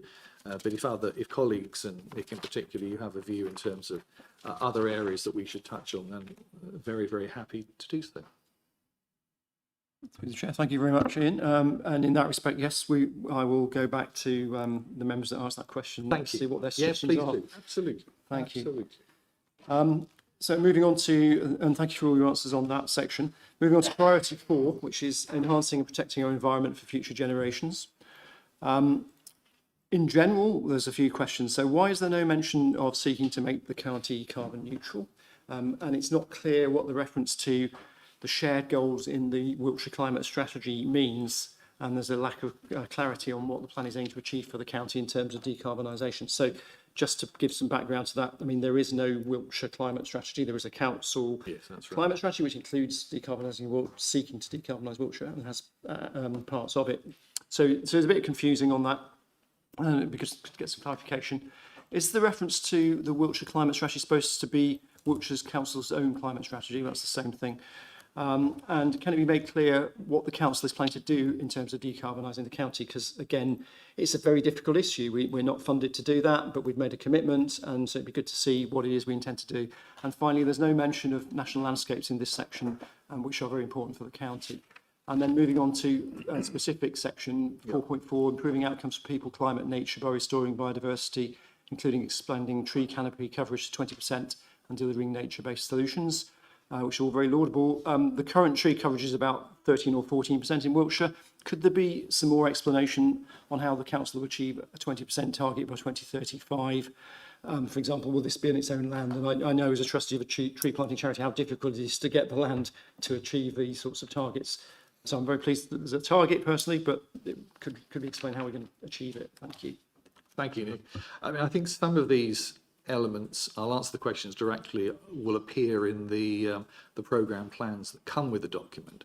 I think there is, to be fair, a balance to be struck between this public-facing document that sets out the priorities, the key issues, and then there'll be much more detail, of course, behind it. But to answer your questions, yes, as you'll see, I think in the first main paragraph at number 4, section 4, we make reference in blue. I think that whether that means you can click on it and go straight to the report. Somebody to my right said yes, which is, you're dead right, the Wiltshire Council Climate Strategy. But I take whoever, it may be you, Nick, who made the point about the overarching goal, which of course, and we touched on this in a debate at the last council meeting, seeking to make the county carbon neutral. And so, yes, I'm very happy for us to include that phrase specifically. How do we do it? Well, the climate strategy is the way of achieving that. So, yes, it's the Wiltshire Council strategy. In terms of the county, I think at 4.7 in the same section, it talks about lead and inspire county-wide climate action that delivers shared goals in the Wiltshire Climate Strategy. This is the real challenge, of course, because our impact on carbon is relatively minor compared to, of course, every other activity across Wiltshire. And one of my criticisms when I was sitting at this end of the table before the election was what will we do, and it's a fantastic performance, frankly, in terms of the the Wiltshire Council objectives, but what were we doing to try and influence everybody else? Now, interestingly, we did have an item on the agenda again at I think it was the Health and Wellbeing Board the other day in terms of climate action. And I think part of the answer is to try and stimulate much more of a debate, but recognising that there's only so much influence that we have on other, clearly, principally government bodies, even less influence on business directly, quite frankly, where we do have potentially much more influences over residents. And I think yesterday was the first day of the new bin arrangements in parts of Chippenham, which will be part of the story. And I think partly coming back to children, and I've expressed this frustration before, I spend far too much of my time taking recyclables out of the non-recyclable bit in the bin in my kitchen and the other way around because of teenagers having no interest whatsoever in any recycling. And maybe when I was a teenager, that's such a long time ago, we didn't recycle then anyway, but I think there are, my point being is there are huge opportunities for us to continue and more effectively influence, but recognising that it's a bit like banging the tail of the dinosaur and hoping at some point it might blink. And that's the challenge. But that's not the reason why we shouldn't be doing it and constantly doing it. But I'm not going to over promise on that one because it does require others to make decisions themselves. Certainly, I think it was the Health and Wellbeing Board. There was quite an interesting range of feedback from other statutory bodies as to what they were doing. But again, they are only part of the story, given business, given the community, and so forth. Can it be a clear link the council is planning to do towards decarbonising the county? I think I've tried to address that. But it's not a great answer, to be honest with you, Nick, but it's probably the best answer I can give at the moment. In terms of tree canopy, I think 20% is a hugely ambitious target, but I don't mind being hugely ambitious because if you're not, then you're not going to achieve what you want to achieve. You've got to push the barriers. I mean, in terms of opportunities, somebody said council-owned land. I think there are opportunities there. We have, I think it's the Western Forest that's being delivered in part in Wiltshire, which will provide opportunities. We will have, rather like London buses, we've got, two local plans, one that's currently going through examination, another one that will almost certainly start straight after. And I would hope there will be opportunities in that document to push this policy. But again, one's always aware of the constraints around the legal context and government policy and so forth. So I have no problem with the target. Is it hugely ambitious? Yes, it is. Why shouldn't we be hugely ambitious? Because it really forces and stresses the organisation to find new and innovative ways of delivering that tree cover. But I think any of us that have an interest in reducing carbon, I think, and Nick's and others are much more expert on this than I am, the planting trees is one relatively simple and very positive thing that you can do. The national landscapes question, did you look at that one? Yes, that's not in the document at all, you're saying? If it's not, then I'll make sure. It's certainly not in this section, is what the comment was, but it may be elsewhere. I don't know. Okay, a colleague is telling me it's here in the document, but if it's not, we'll investigate because it absolutely needs to be in the document and that'll be added in. So I can absolutely commit me and commit us to doing that. So that's an important omission that will be addressed. Thank you very much to the Chair. The next section then is section 5, promoting healthier lives. So again, there was a question about why is there no reference in this section to the nature recovery strategy? Yes. Rather than national landscapes. And then under 5.11, increasing positive contribution to built and natural environment to make health and well-being and reducing health inequalities in healthy places. Bit of a mouthful sentence. It's not clear what this means, particularly to a general reader.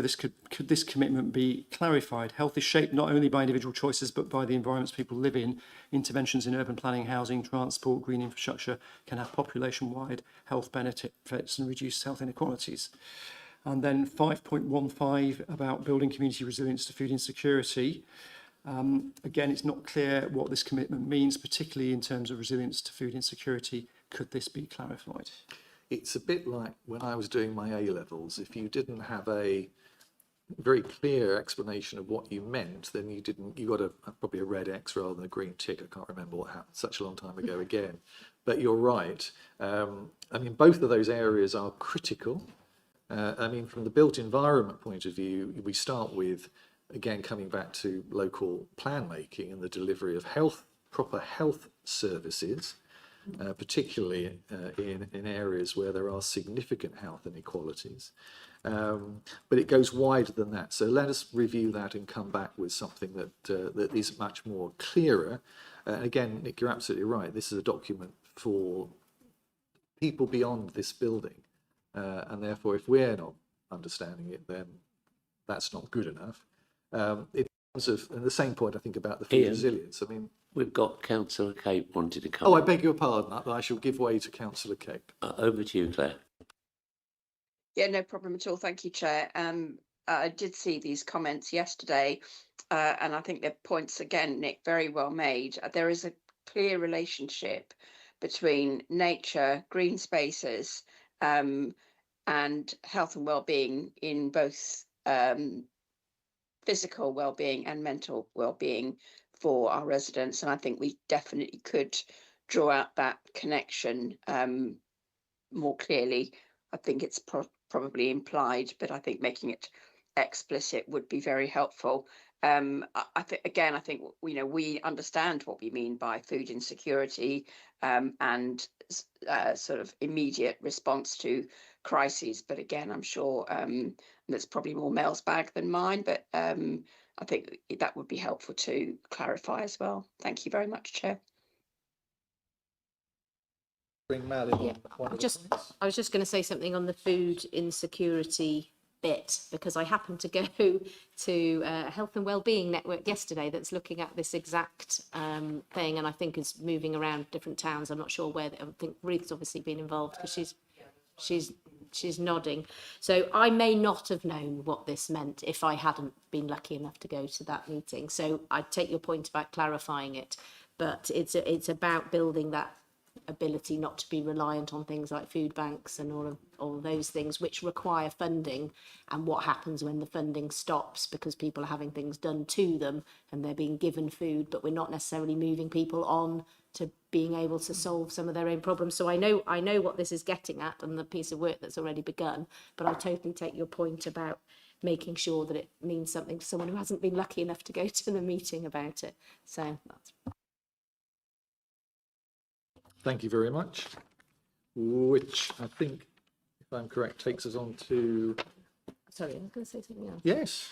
I'm sorry, just another comment, because I think when I was looking through this, I had some of the thoughts that you've all had. And I think what this document is trying to do is reflect the objectives that the services are setting themselves. So because they know what these services are about, and these are things that we're going to be holding the services to account for, some of it is phrased in a way that makes sense about them achieving their objectives. And maybe we're trying to kill two birds with one stone in terms of creating a public document, but it's got to make sense to the officers. So some of the language is maybe related to how they talk about it within that service, and we're trying to balance two things. So we need it to make sense to the service so we can hold them to account around that service, but we also need it to be understandable to the rest of the population and to councillors. So I think lots of your comments are probably, that is part of the answer. Thank you very much. Just moving on to, I think we're at question 21, but Nick will correct me if I'm wrong. Sorry? Oh, I beg your pardon. I'm on to no mention or emphasis of the future economy question. No, that's the next section. Oh, I beg your pardon. No problem. No, thanks for those comments on priority 5. And yeah, I take your point, Mel, that it's about it's almost like you need with strategic environmental assessment, you have a non-technical summary document alongside the technical summary, and it is a difficult challenge at times because you do need to talk precisely in terms that reflect what the officers are doing as well. So priority 6 is helping the economy work for everyone. So there are only 2 questions, but one's got a bit of context to it. So the first one is, why is there no mention or emphasis of the future economy in this plan? So in terms of background, the Wiltshire economy is going to change in terms of energy, transport, sustainable business, and yet there's no mention or emphasis on the economy being fit for a greener, more resilient future economy. This affects the priority sectors that we'll need to support, the inward investment we will need to attract, the skills we will need to invest in, and is fundamental in terms of sustainable economic growth in our county. The last administration, the point was made, was taking steps to support green jobs, which also seems to be lacking in mention in this plan. So that's the first question, the big one. And then a lesser question, perhaps, provide an effective and efficient local land charge service. Why is this commitment needed and not explained in the text? Could you kind of clarify that one? Yes, thank you, Nick. I think we do make reference, but I don't think we make clear enough reference in the document to strengthening Wiltshire's position in key sectors such as defence, clean energy and advanced manufacturing. And it says here which will include green jobs, but I think we need to be explicit about that, and we will be. In terms of 6.9, provide an efficient and effective and efficient local land charges service. I don't know if Adrian wants to comment on that. Well, the thing I was looking at, I think you need to go. Yep, do put the.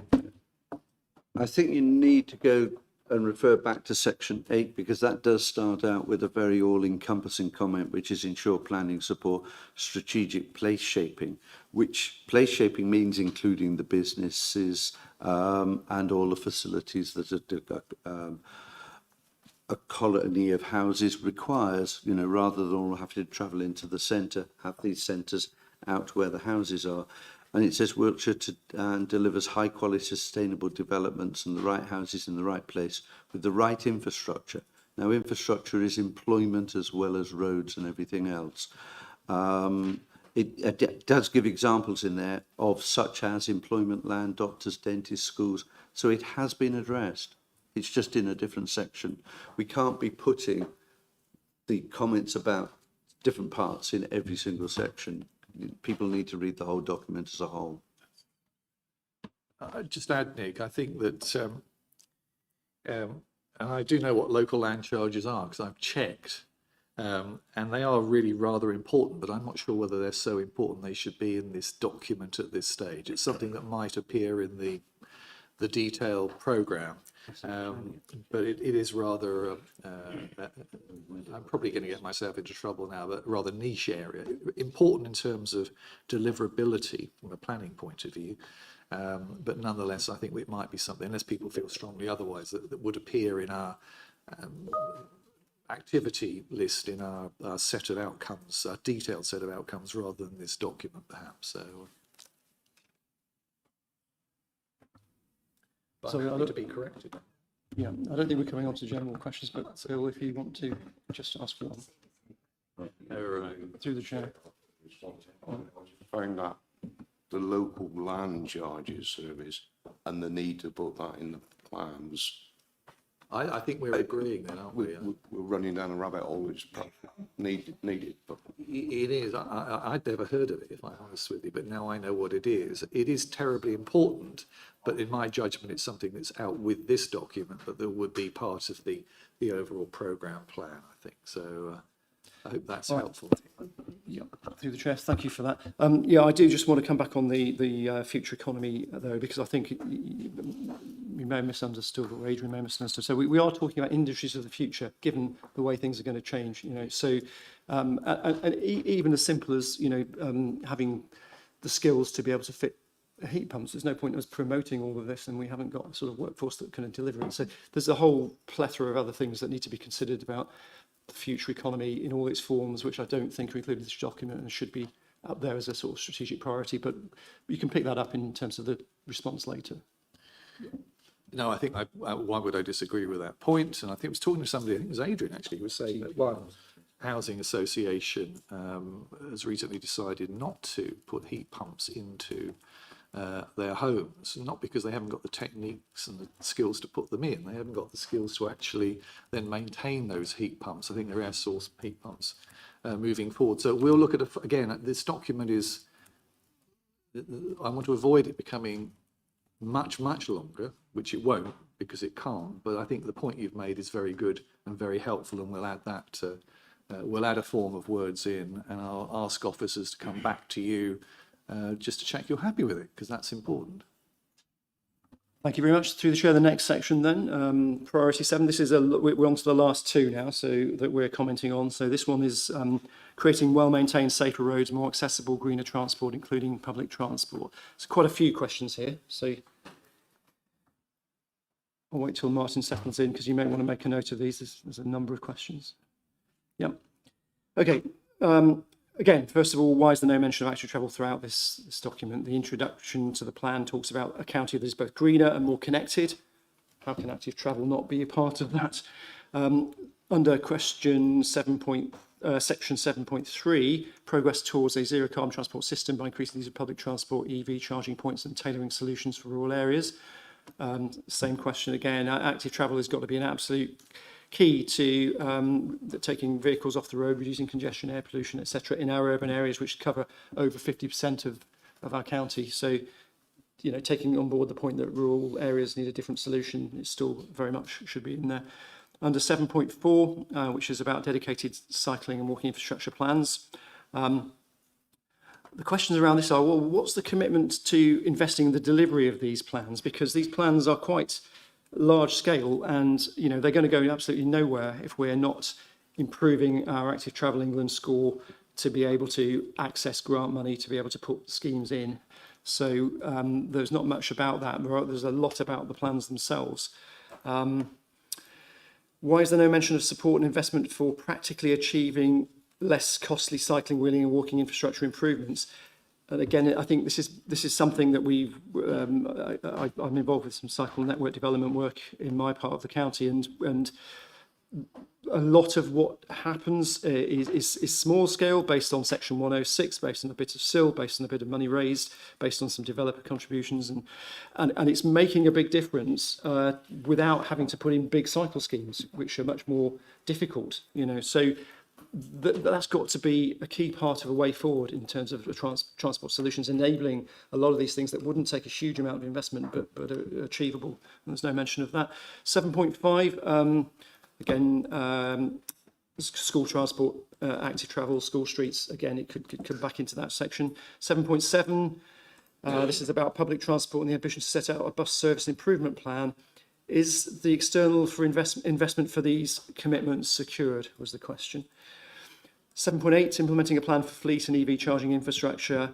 Does this imply the council will be implementing an existing plan? If so, could it refer to the plan in question, or is it developing a plan rather than implementing one? It's not clear what it is. 7.9, road safety through education, speed limit reduction, police enforcement, engineering measures to reduce the number of severity of injuries and collisions occurring, contributing to the vision to cut road deaths and serious injuries to zero. Could the committee be reassured that particularly speed limit reductions will be used where appropriate, only where appropriate was the question, and how will the council ensure that police undertake enforcement activity, because clearly we haven't got the authority to do that. So quite a few for you, Martin or Ian, whoever wants to take them. Thank you. Yeah, thank you. Yeah, as you say, quite a few comments there. So on the first one, no mention of active travel. I think very much there's the aim and ambition there to do things on active travel.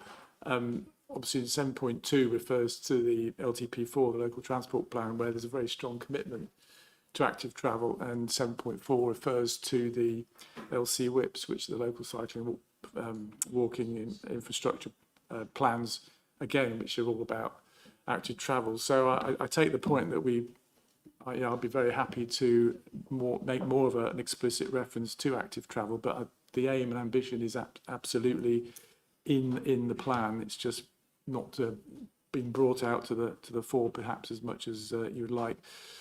In terms of the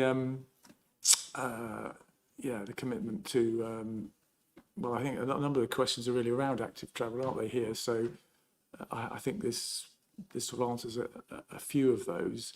I think the main other issue around this is, where are we going to get the investment and the budget to do some of this? And obviously that will come from a number of sources, including a planning game from DFT and from the Active Travel England grants.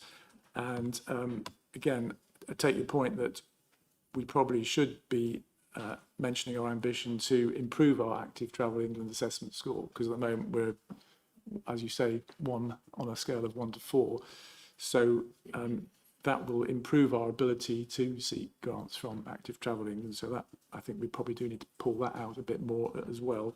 So I'll be very happy to do that. And where you talk about school transport, I think we're very much coming at this from the sort of perspective of the traditional buses to school. Very much take your point that if we do have more of these cycle and walking options for school children, they probably more of them will take that. But I think that's probably covered in those other areas. So if we do better on active travel, that will flow from that. And then I think the final one was around public transport and the ambitions of the bus service improvement plan. So the bus grant, local authority spending, that grant is secured for years 25 to 26 currently. We're waiting on a 3-year settlement from government, and we think that's going to be in November. And we are led to believe that grant funding for those 3 years is likely to be similar to what we're currently receiving through the BGLA. So that underpins quite a lot of the investment that we're going to need for that. On the sort of fleet and EV charging infrastructure question, the fleet strategy is already in place, and further detail on the implementation and timings of that, which will be aligned to LTP4, will come through in due course. And obviously that we've also already got the EV charging infrastructure team working on their plan to deliver more EV charging infrastructure, both in our urban areas where there's limited off-street parking for residents, and also in our rural areas. And we're also looking at allowing people to have cables that go through channels across the pavement as a sort of a paid service. So that's all happening at the moment. So I don't know whether that's speed limits. You mentioned speed limits as well. So obviously, yeah, they are a very important option to improve road safety. And of course, it's not just actual road safety that's important, it's perceived road safety, because if people don't think a road is safe, they're not going to walk by it, they're not going to cycle on it. Speed limits are very much a part of that, but the other options are also engineering measures, police enforcement and the like. So reductions in speed limits will only be applied where they're appropriate. I mean, that's a given. And if communities want speed limits, obviously we'll try and support. Well, if they want reductions in speed limits, we'll try and support them in doing that. But we wouldn't be imposing reductions in speed limits if communities didn't think they were sensible. But obviously we would reserve the right to do that if the crash history or fatality history proved that speed limits would be a good thing to do. So I hope that covers most of them. I think so. Apart from it, how do we expect to enforce? But we work with the Wiltshire Police through the Community Safety Partnership, and we're going to try and reinvigorate that. I think also in our own local areas, in the Malmesbury Area Board, we have a good relationship with our local Wiltshire Police there, so we'd be encouraging that to take place around the county, and to develop for the local councils to develop links with their own neighbourhood teams. I've been able to ask my neighbourhood team to do a speed limit enforcement, for instance, on specific roads, and they've gone ahead and done it. So I'd encourage every other councillor to do the same, but that will be part of this approach. Thank you very much. So, Chair, through you then, this is the last section. Price. Oh, there's another. Can I just add one bit on the active travel part?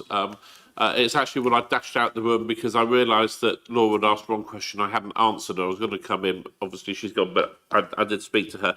And she did ask about youth transport or transport for young people in the county. Well, I mean, I'll be honest with you, the answer I gave was I haven't got a clue. I really haven't, because it's so complicated trying to look at how you do travel in a large rural county where you've got several different companies supplying those core services and all the rest of it.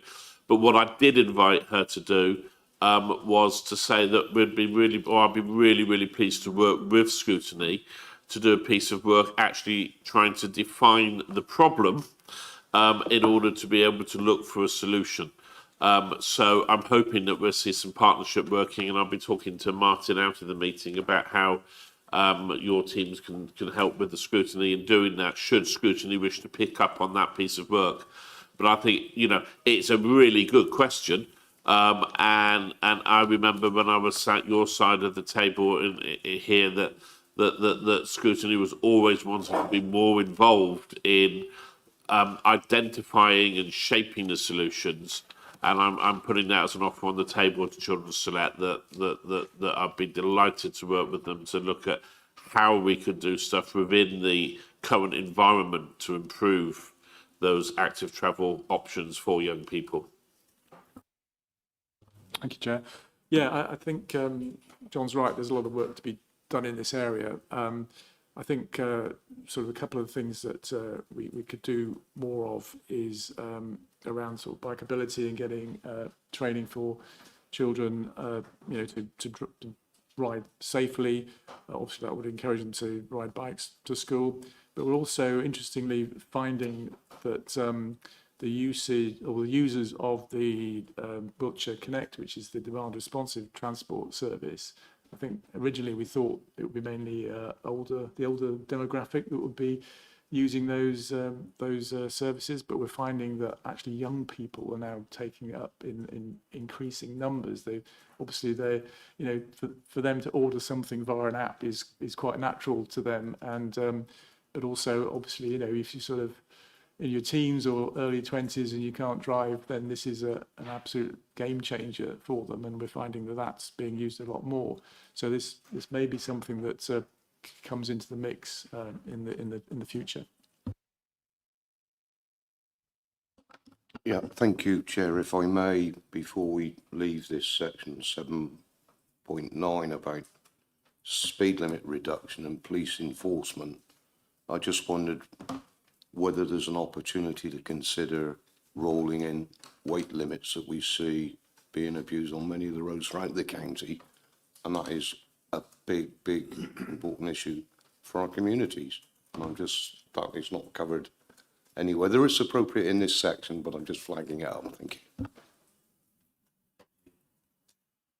Can I come back on that, Chair? Yeah, sorry. Yeah, as you know, Bill, we're already talking about this for some specific areas, and using ANPR cameras to actually try and enforce that.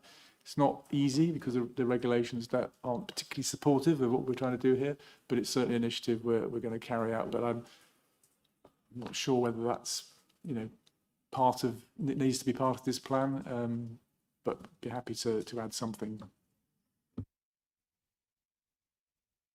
I'm just going to add something there. There's been a weight limit review going on as long as I've been a councillor, but I've never actually seen a result of any of it. So I'll just sort of put that in, if I may. Don't need to answer. Over to you, Tamara. Thanks. I've just got a couple of questions.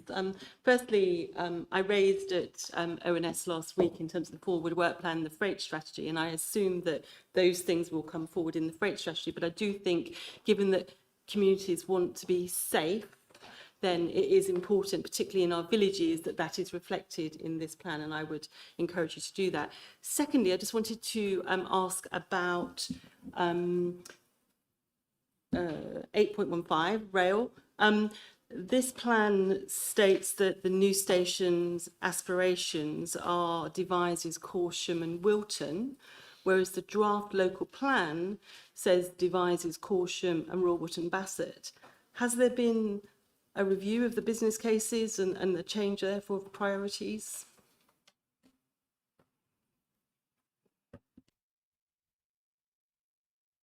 I'll have to get back to you on that, I'm afraid. But there's obviously a misalignment going on there. So thank you for your feedback.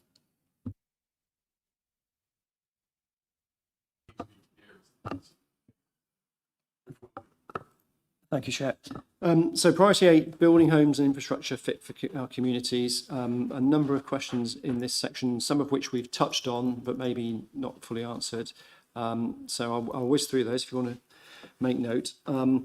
First of all, why is there no mention of support for net zero development or sustainable design and construction, without which developers will continue to build greenhouse gas emitting houses and offices that need retrofitting in future?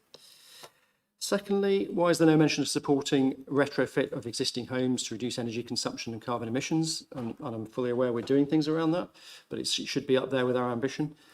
And how is the plan consistent with making the county carbon neutral if it doesn't address basic energy emissions in buildings? And I know the council is doing a lot on this area, and our local plan is trying to address as strongly as it can the subject of developers, putting on panels and heat pumps, etc. As far as planning, NPPF will allow us, and we're supporting neighbourhood plans by looking at energy statements from developers and judging those plans by those. So we are doing work in this area, but there's no emphasis on the ambition. That's the key point.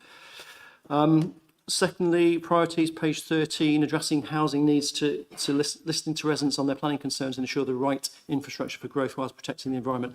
There's a concern that this, particularly the listening to residents, will raise expectations on what is a legally constrained planning process.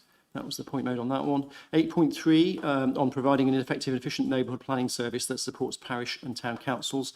How will the lack of funding for neighbourhood plans be addressed?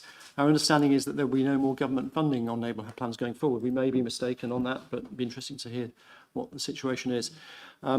Make planning, this is 8.5, make planning decisions in an open, transparent way with appropriate governance arrangements and training to support it. What's new about that commitment? It seems to imply it hasn't been the case previously, was the comment on that one. 8.9, to ensure that customers' experience is positive throughout the planning process in person and in digital interaction. So to deliver a more effective planning application service, enforcement service and better customer experience, will there be more investment in these services? Because we know that they are under strain. 8.14, deliver a major transport scheme to reduce congestion and air pollution, including exploring solutions to issues at Salisbury, Melksham, Westbury and Junction 17 of the M4.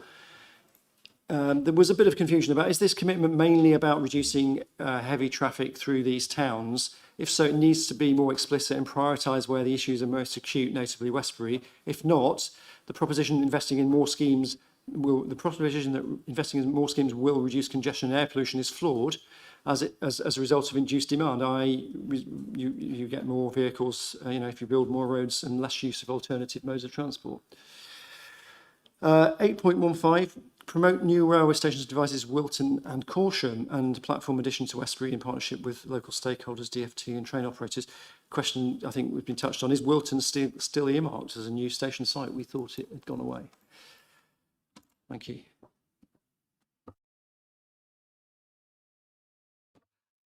With the Chair's permission, I'll try and answer as many of those as I have knowledge on. The railway station ones, I'll pass to Martin if that's okay, because I don't understand that well. Yes, you are quite correct in saying that the local plan, it's one of the very few local plans that have been put, the county's put forward, that does have an aspiration to deliver zero carbon development, including homes and employment. So yes, and we could mention it that in this, but it's something that's already happening and that we're trying to get in place. And I can assure you it will be in the next plan, which will be started very soon as well.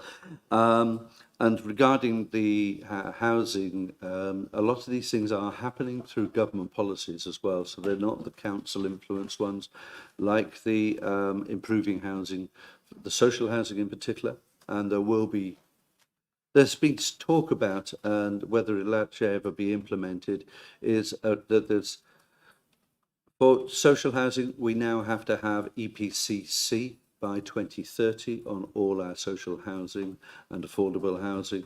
There is talk that private landlords will have to bring this in, but that's been deferred and deferred and deferred by government. So again, that's not within our scope to influence, especially in the private sector.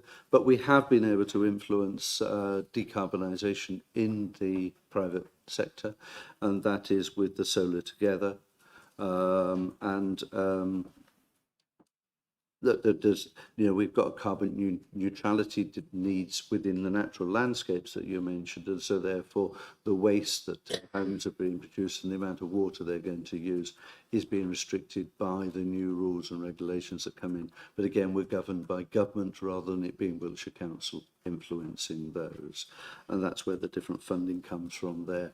But the one thing that you have pointed out, which is a mistake on my part, is that, and as you know, I'm quite passionate about active travel. It's not specifically mentioned as a word in Section 8, and I've had agreement that we need to include it in there, because although it says ensuring 8.1 does cover it, but it doesn't specify it. Yeah, and so thanks for bringing that to our attention.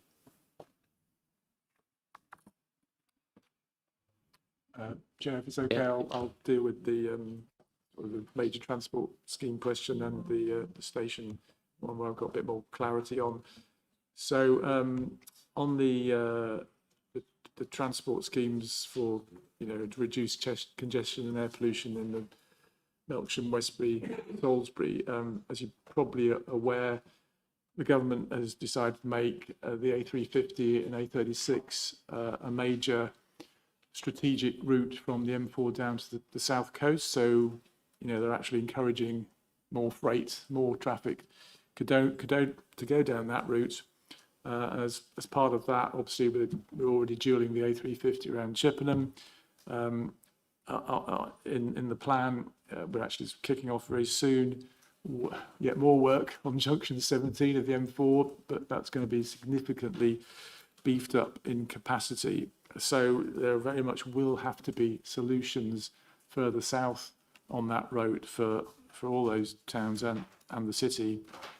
And we'll be pushing government very strongly for sort of pretty significant funding for those to those solutions, because it's absolutely huge infrastructure that will be needed to make a difference down there. And obviously that's not just HGVs, that's all traffic that we would need to work on.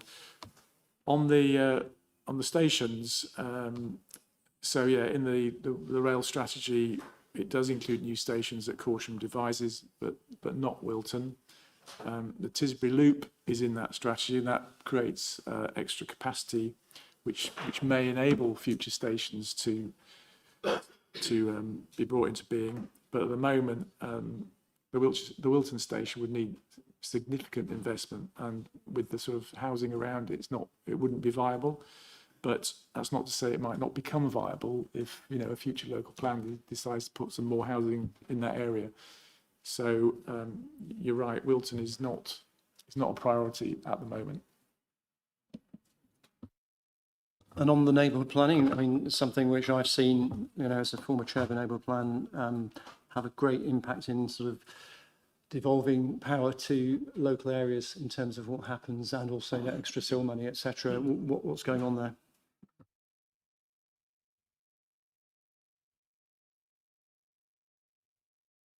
This was one of the most disappointing bits of news that I received within days of moving into office. Yes, the funding for neighbourhood plans has been withdrawn. We don't have the funding within Wiltshire Council to overcome that, but we will continue to provide the support that we have provided in the past with the advice. That whole process will remain in place. But if any parish or town, which is a parish, wants to go ahead with one, they need to budget for it and put it into their assessment and make provision. They're not cheap, and it will affect the amount that you're paying your local things. It's a government imposed thing, and the money has to be sought. And we would positively encourage all the neighbourhoods to go ahead with neighbourhood plans. They have such a big influence on. It's a way of communicating with our communities. It's most important that with all developments that we have, I'm passionate about the fact that we will engage with the communities right from the word go with all these, so that they are community shaped developments rather than developer shaped developments. So yes, neighbourhood plans are key, but unfortunately financing of them will have to be thought through carefully. Thank you. And finally, the planning service. So you point out, that you want customers to have a positive experience in person and digitally. So are we investing more in that? It's financed by the income that they get from, are we talking about building regs or the planning services themselves? I think we were just referring to the question, the statement that said making plan decisions in an open, transparent way. Hang on a minute. Yes. Ensure that customers' experience is positive throughout the planning process, in person and digital interaction. And a digital interaction, yes. Big progress is being made on this one. We have been given a grant by the government of £50,000 to implement digital interactions. Now we've had in-depth discussions with one of the best planning authorities in the UK, in fact this week, and they are developing a programme with Liverpool University, which they hope to roll out across the country, and it be purchasable for £5,000. Now that particular programme means that in 1 hour, the amount of work that 444 hours of officers' work can be achieved. That will release the more resources to be able to have this quicker, faster interaction and processing applications, because there's a lot of data at the beginning that is just purely keying it in, and we've got qualified officers doing it. If we can have a programme that will do it for us, then that'll be great. Thank you very much. That's everything from me, Chair. One point. It's the point about the item 8.5, making planning decisions in an open, transparent way. Is this a new commitment? No, it's not. But I think we're all very aware that this document may be read for the first time by some people. And the rather grander example I would give is that the government will say their first priority is the safety of this country. Now, that's not to suggest it hasn't been in the past 1,000 years, probably. So I'm quite happy with making these statements, because people are coming new to Wiltshire, new to the document, and therefore just re-saying it might be the obvious, but nonetheless I think it's really important that we say it. Thank you, Chair. Thank you. To add to Ian's comments there, which I wholly support, it goes on to say training and support this. I don't know if many of the members are aware, and some of them should have seen it already. We have a training programme in place for planning, and so there is one every month, which is only about an hour long on specific items within. We've never had this before. We would like to make sure members are fully aware of how planning works, which bits and aspects are useful. And I must admit, it's something I would have liked to have had when I came as a member. So hopefully now we'll be more informed, and we'll be able to make more constructive comments and answers to these problems. Thank you. You might want to extend that to parish councils, because they're definitely in need of basic planning training, which I know they can get from Walk and everywhere else, but wouldn't it be lovely if we included our parishes in this overarching plan and said, this is how planning works and this is how you interface with us as well. Anyway, I think thank you very much, Nick. Sorry, who else? Is this on the same subject? Yeah. So who's first? I think, well, let's go with ladies first. Tamara, and then Thank you. I just wanted to raise the point about enforcement. Adrian, we were both at EWCA yesterday. I'm sorry, East Wilts Planning Committee, and there were both the cases in front of us had enforcement issues. So I'd like to just have some understanding of, what residents want. I'm sure you agree is that the system is fair. How can we ensure fairness? I 100% agree with you, Tamara, on this one. It's probably in my inbox now, but before, when I was just a member. Enforcement is so important in more than just housing and building, enforcing parking, enforcing speed limits and everything. The real problem we have within planning here, because we have increased the number of people that we have in planning enforcement in the last 2 or 3 years, and it is having an impact. But the problem we have is that funding came from government. That funding is being pulled, and so we won't have as much money to do the enforcement. It is a very important aspect, but the challenge is with the deficits that we've got coming ahead. How do we overcome keeping a service going that the government has withdrawn the funding from? And much as I would like to do everything, it's a matter of spending where it's most important, and enforcement is important, and I'm 100% behind you on it, but I have to find the money to do it. Okay, Bill. Yeah, thank you, Chair. I'd just like to return to this question about planning being made in an open, transparent way. I'm just a little bit uneasy about the terminology, and I would have liked to have seen to continue to. Just an observation. Bill will add that in. Okay. Right. Now then, I think, thank you ever so much from Environment Select. I know that was a lot of questions. Just to tease everybody, we've still got 20 more questions to go. That's before we get.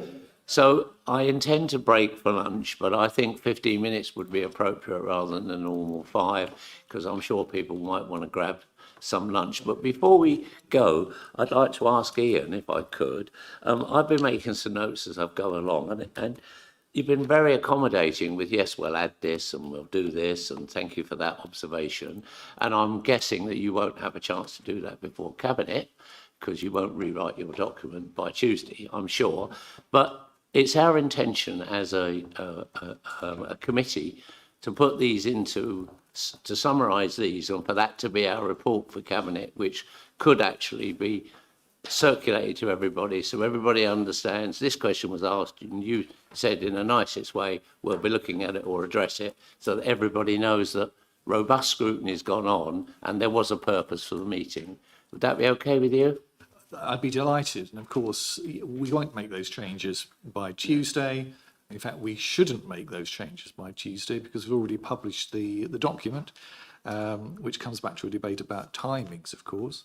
But clearly, our intention is that those changes that we've discussed in this meeting will certainly appear in the document that goes before full council. That's what I think is really critical about. So in other words, just to make your point, Chair, this discussion will infuse and inform the document that goes before full council.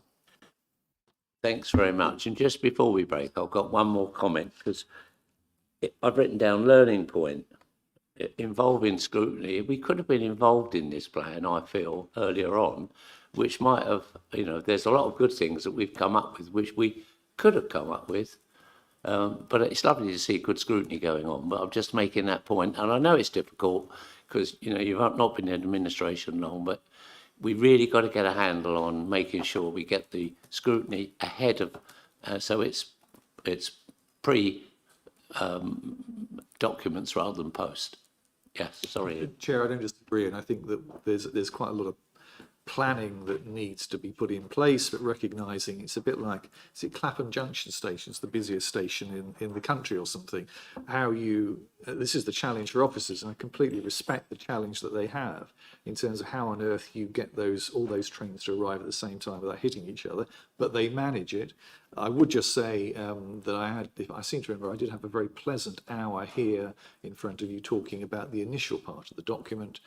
So we have brought, the motherhood and apple pie bit came here, but I take your point about KPIs and priorities, and it's a learning point. And if we find ourselves in a similar situation next year, then quite rightly you will take me to task. Okay.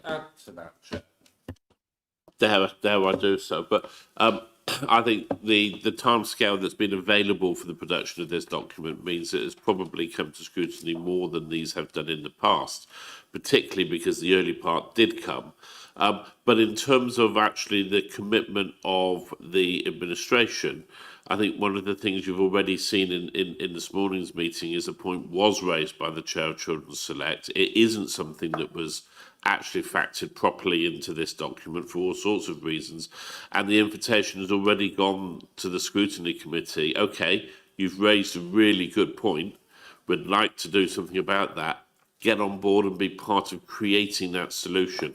And I think that what we need to be measuring, with the greatest respect, what you are talking about, Chair, isn't about what's happened in the first 100 days when you've had a lot of new people trying to work out what on earth their new jobs are, but actually what happens in the next 100 days and the 100 days after that, and the amount that scrutiny is being invited to play its part. But that also puts a burden on scrutiny as well, which is that scrutiny will need to be able to be part of making those decisions and make the time and the commitment from members to do the necessary footwork to put together proposals for cabinet members to be able to form policies from. Yep, point taken. Right, I just need to check. Henry has just given me a little nudge to say, is 15 minutes enough? 20 will be helpful. In that case, we'll break for 20 minutes. Thank you very much. See you back at 1:05. Welcome back to the Obion Scrutiny Management Committee meeting for the 3rd of October. We are now moving on. We've had some really interesting questions. We've had a bit of a break, which I think was necessary. And we're now going to move on to Jane Davis with Health Select questions. Are you there, Jane? Hello. Good afternoon, everybody. We met yesterday to go through the questions, and on the whole, we welcomed the breadth of ambition within the plan and the implicit recognition of the whole council responsibility to prevent delay and reduce care needs. That's sort of embodied in all of it. We felt the importance of supporting quality of life for people with vulnerabilities of all ages was clear in the plan, and we applaud that.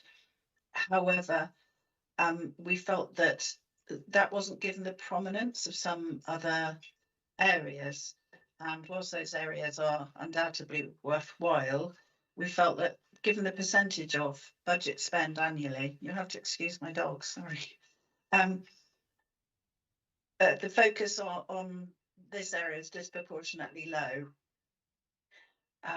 The complexity of the relationship with the NHS wasn't explored at all in the plan, and we know that this is a focus of the current cabinet, and we support that. Overall, we were keen to understand more about what sits below the plan to translate the commitments into action. When we started to look at the KPIs, we felt they were not really clearly aligned with the priorities.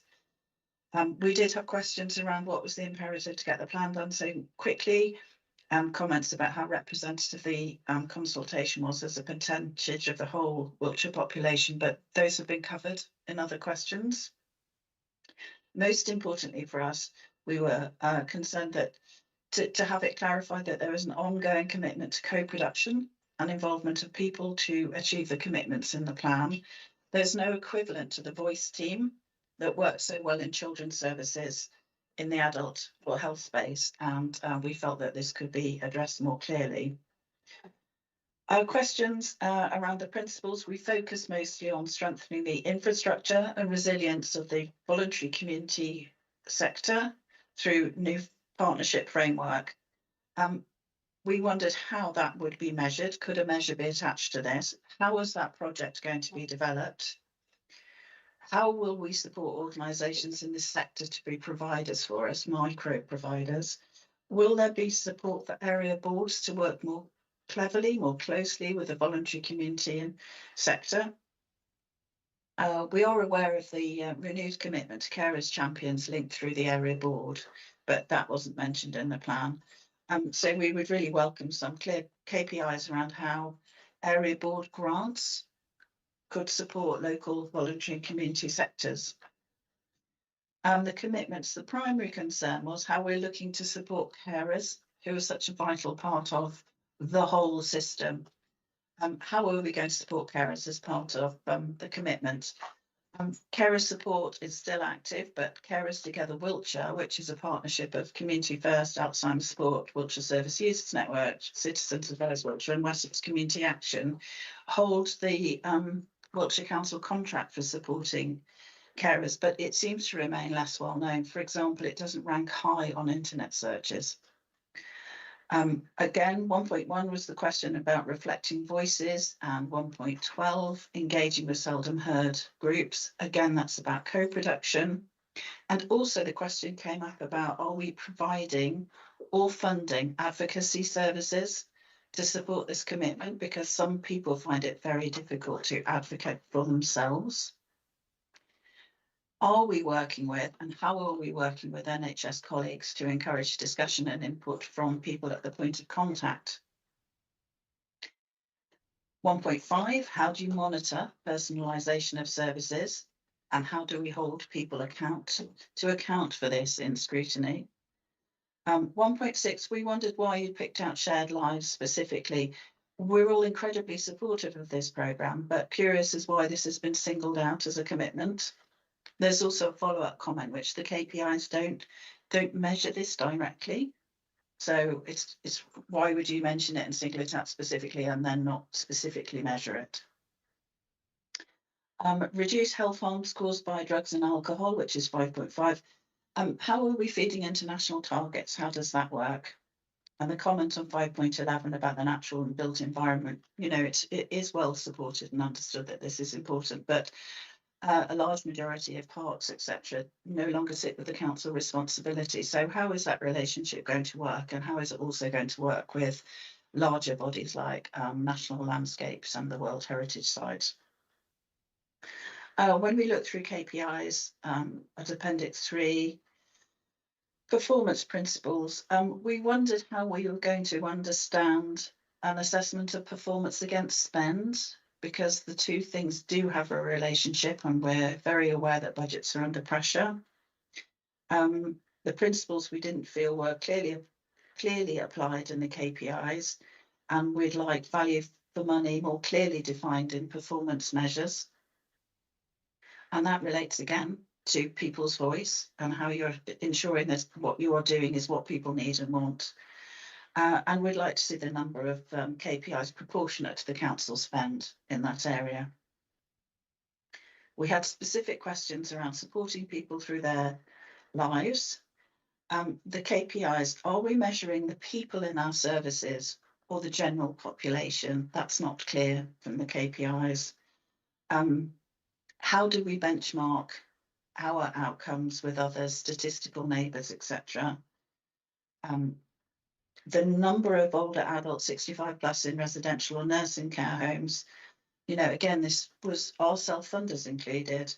And is this measure intended to reflect the impact of community-based measures, i.e., you know, are we looking, what does good look like? Are we looking for a reduction in the number of homes? And is this going to be measured against some of the positive things you suggest, like shared lives? Promoting the healthcare KPIs, we really couldn't attach the KPIs to the commitments. The commitments are very ambitious, and again, we really applaud that. But it seems to come down to kind of things like visits to libraries and leisure centres, which is a tiny percentage of that whole big area.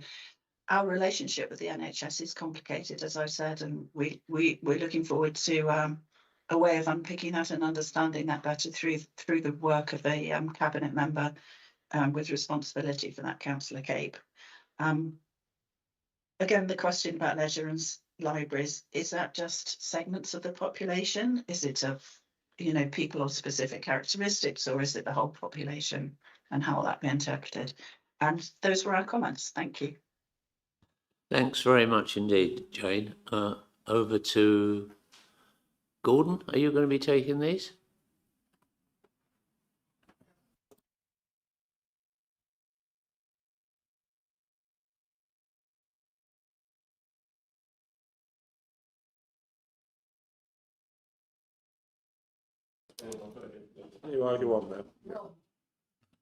Thank you very much. And thank you very much, Jane. A very interesting set of questions. And thank you very much to the Health Select Committee for considering them in the way that they did. It was very, very kind. I think I was out of the room when you started, and I just came back in just as you were mentioning the engagements, including adopting the Children's Voice programme. Our engagement process is coming to an end at the end of the year. We'll be looking at new methods of doing that, and we'll be considering very strongly the Children's Voice in that programme. So please be assured about that. Moving on to the body of your question directly, yes, the voluntary care sector framework is in production at the moment. It's been there for about 2 years. It is moving through quite steadily, and as you imagine, that a lot of co-production and engagement in this is continuing throughout, not just with the council with itself, but also for the VCS with its members doing that itself. And I'm sure I couldn't imagine that the VCS is engaging with the smaller community groups and voluntary organisations which are their members, and informing them about the development of the framework as it is moving forward. This framework will come back fairly soon now, first through the CLT and then to Cabinet for adoption. So it is moving forward with pace. Okay. So what support will organisation this sector provide to things? I'm sure the VCS will be defining what voluntary groups need, garner their understanding of what works well now, and make an assessment what those needs, where those needs should be improved. I would expect nothing else. Being a council that believes in working together, in fairness and openness, we will adhere to the fundamental principles of partnership and will continue with the Wiltshire Compact going forward. So, you know, nothing will change in that respect. So, and of course, you know, with all frameworks, they have a procurement arrangement with them. Those procurement principles will be as they always have been, and the procurement will continue once adoption has taken place. So, to enable the VCS sector to actively participate in the opportunity the framework will provide. Okay. So,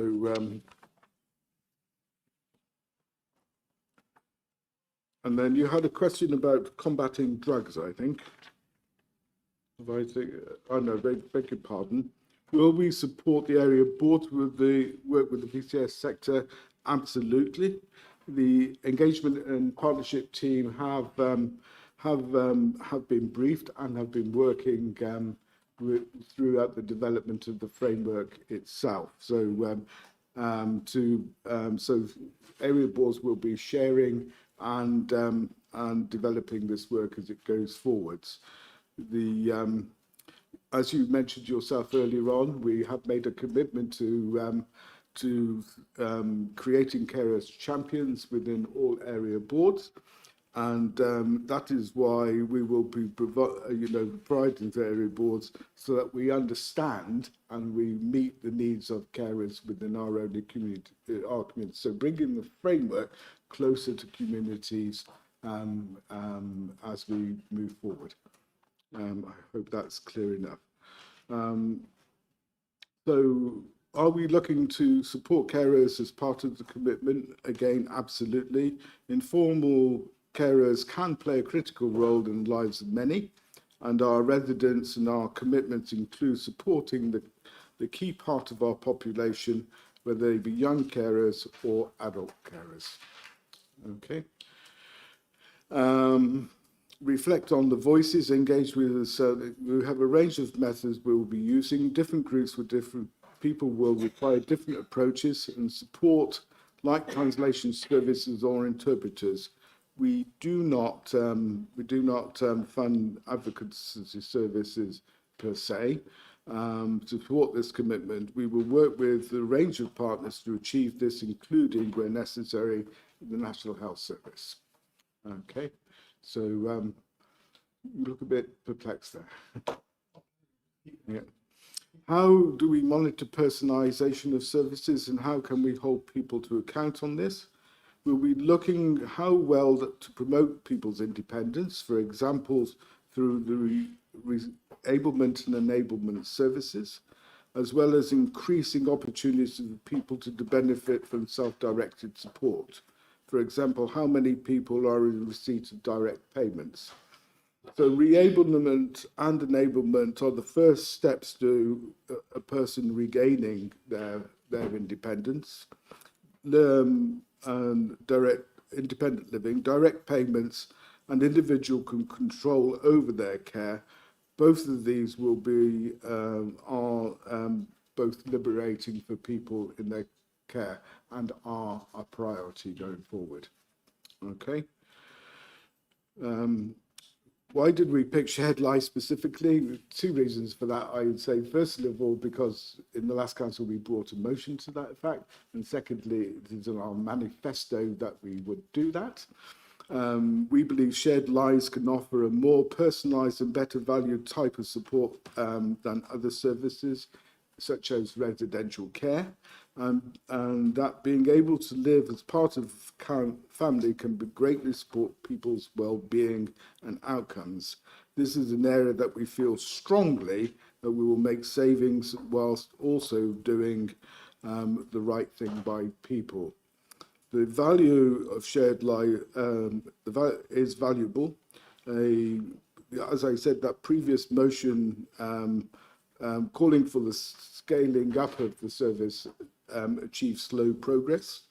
We are putting new energies into this, and we'll make sure that that we reap the benefits of this project, both for people and for the council in itself. Okay.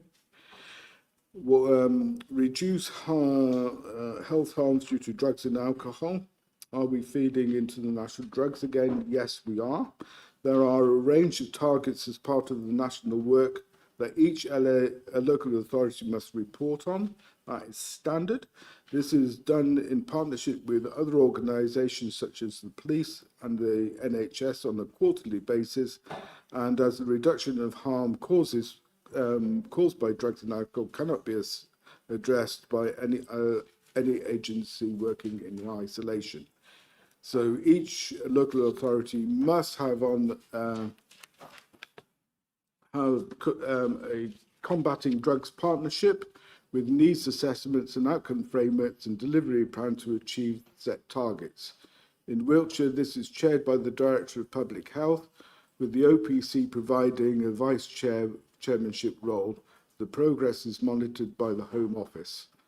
To date, Wiltshire has been used as an area of best practice on the number of outcomes relating to this treatment and support service, and this will continue. Okay.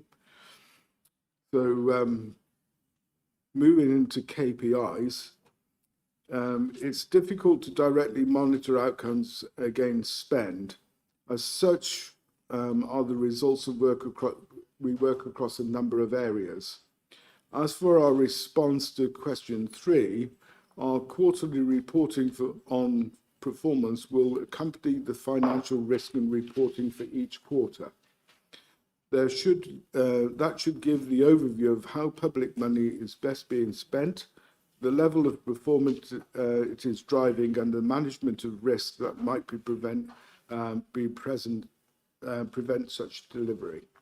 Okay. I beg your pardon for getting tongue-tied there. We'd like to see a number of KPIs proportionate to the council's spend in this area. Some services better lend themselves to data collection and performance monitoring than others, and this does not always reflect council spend.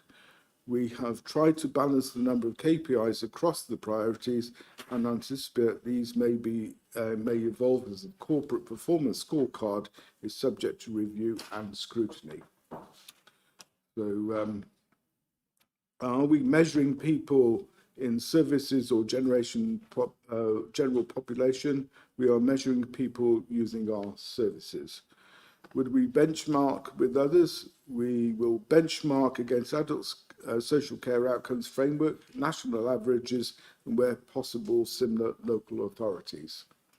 The number of older people thing, our figures will include all the people we are funding in these placements, and in addition do include small numbers of self-funders where we are managing their case on their behalf. We would have full data on self-funders as they are free to arrange their own placements without informing us. We always look at every opportunity to keep people in their own home, as you know, and we will use the data to benchmark against other similar local authorities that the outcomes are of their population are comparative. So, promoting healthcare. In this relation to commitment 5, promoting healthcare lives. If so, the reason for some commitments do not have KPIs listed because they are monitored more appropriately through contract management, POG and POB, or via national reporting routes for things such as drug and alcohol and public health nursing. In addition, other outcomes are not within the sole role control of the local authority, such as vaccines and oral health. The success of these types of approaches is reliant on all parts of the local authority and wider partners, which is where partnership working and boards of performance reporting are key. Lastly, visits to leisure centres and libraries. As per the population, in order to align with proposed local government outcome framework metrics and other matrices. Any available data broken down by segments of the population would be level of detail better suited to reporting at performance outcome boards and to select committees. I hope that was helpful.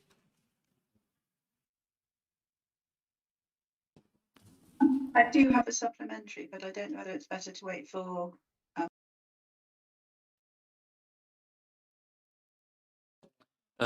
Bring Claire in first, because that may clarify things. Over to you, Claire. Thank you very much, and thank you, Gordon, for going through all that. Apologies again for not being able to be with you in the room today. There are a couple of aspects of this that reflect particularly to my position, and I'm going to comment on those and not just repeat stuff that Gordon has already helpfully contributed. The first one I wanted to come to was question 2.2, which is about reflecting voices. There's a particular aspect to this that I think we do need to be paying attention to, and that's the dissolving of the National Health Watch organisation. And I think locally we would be seeking to commit very strongly to the value that the local Health Watch Wiltshire organisation, in whatever form it takes in future, adds. Very often that advocacy talks about people's experiences across a range of services, not just one, and that's where that value comes in. So I just wanted to add that one into the mix. Question 5.5 about drugs and alcohol. I think the national targets, absolutely, we report against those. Jane, as you probably recall. However, I think there's always stuff we can seek to do to improve on that. The relationship between drug and alcohol use and mental health, healthy environment, and all the rest of it is very clear. So we need to find a way to perhaps add a narrative about how all of those pieces fit together. I don't think that's about changing what we do. It's about how we express it in a way that's meaningful across all of those agendas. I hope that is helpful. Jane, you also mentioned the complexity of the relationship with the NHS, and you're absolutely right. There is a complexity there, particularly at the moment, as the NHS itself goes through quite a major organisational upheaval. And since the original crafting of this plan and its first iterations, of course, we've had the publication of the NHS 10-year plan, and that talks, as some colleagues in the room will be aware, but maybe not all, talks about prevention, moving away from treatment to prevention, moving from analog to digital, and moving from hospital to neighbourhood. Now, there are initiatives already going on in place, and my role is very much about making sense of those for the local for Wiltshire Council. So my sort of my day-to-day role is absolutely about that. It's quite hard to express that as something that sits within this plan, but I'm going to reflect on how I might just perhaps add a short paragraph to express that better. Onto the KPIs, and thank you, Gordon, for your comments on that. And I think particularly around public health inputs. Of course, the outcomes of what we do, what we see in response to inputs and outputs take quite a long time to come through, but that doesn't mean to say we shouldn't be focusing on developing a stronger approach to how we look at those outcomes. And I think that's something that we should have an ambition for, even though we may not see that in the current iteration of this plan, because it's the thinking, it will take a while to sort of work through. But for me, that would be an ambition to work towards, with, I very much hope, the input of the Health Scrutiny Committee. I think that's all I've got to say. Thank you. Happy to take a response to that. Do you want to respond, Jane? Anyway, first of all, I want to thank Gordon. We can't hear you. We can't hear you, Jane. If you... Can you hear me now? Only just. I can hear you. That's perfect. Oh, can you hear me now? That was Claire coming in. So no, we can't hear you, Jane, not audibly anyway. You're going out, coming back again. Okay, that's fine. Whilst Claire's doing that, do we have any other questions for Gordon? No, I don't see any, so we'll just wait for her to come back. She won't be a moment. Here we go. Hello, can you hear me now? That's perfect. Lovely, thank you. I don't know why Teams does that glitch. First of all, I was thanking Gordon and Claire very much. I think the work that Claire's going to do is going to be extraordinarily interesting and helpful.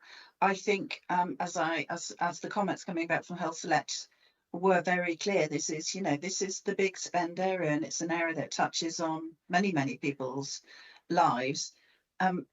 Even if it only means it touches on them because there is less money for other services.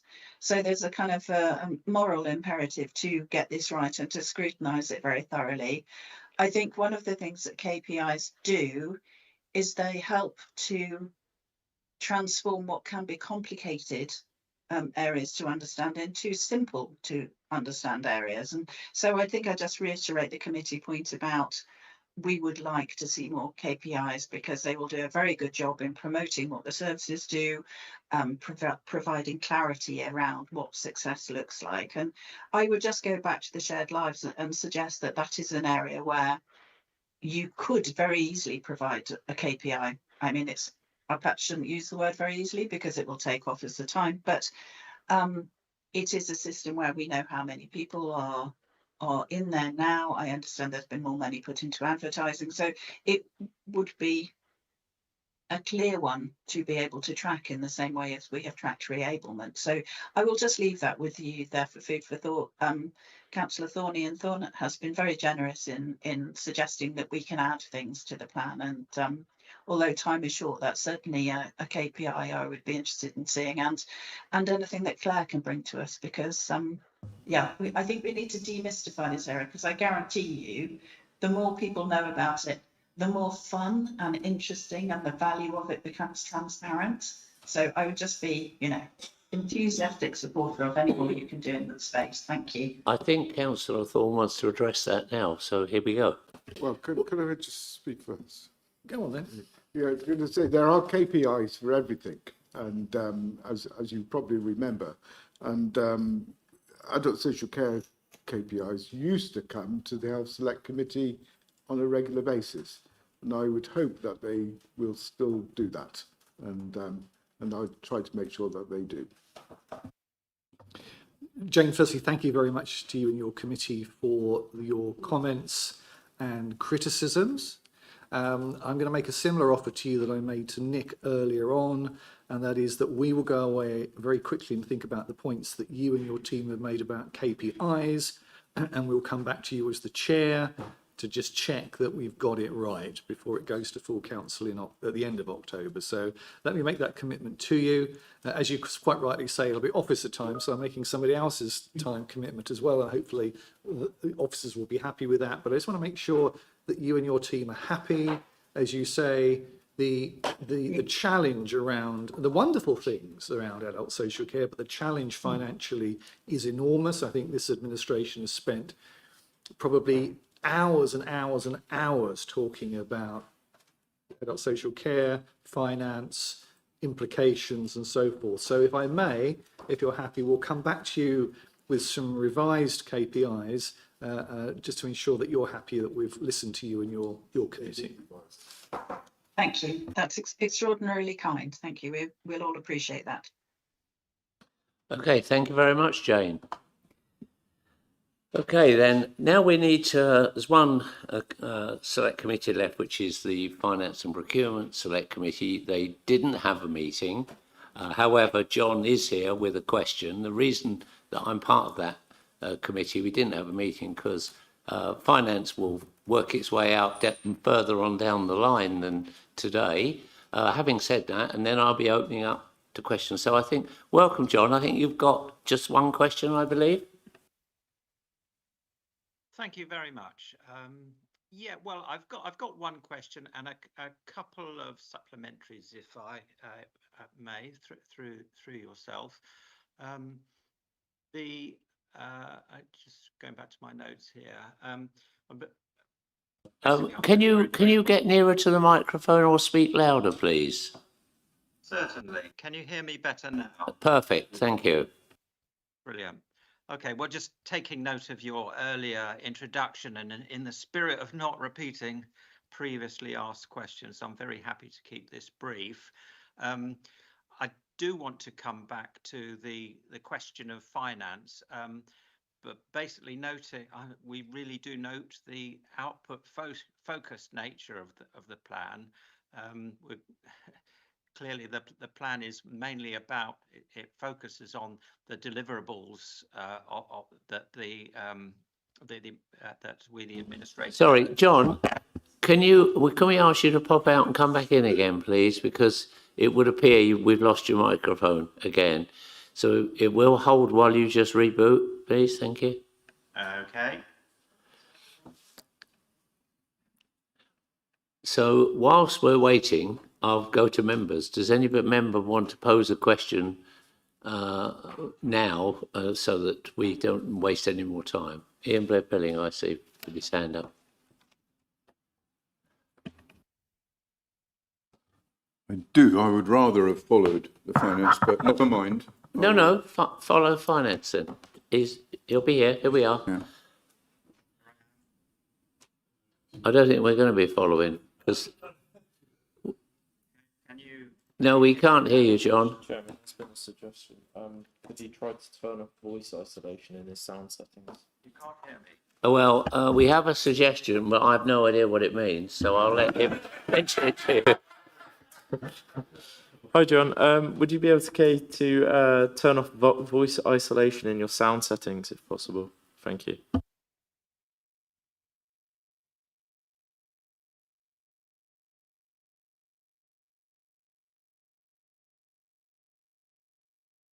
Now, where do I find?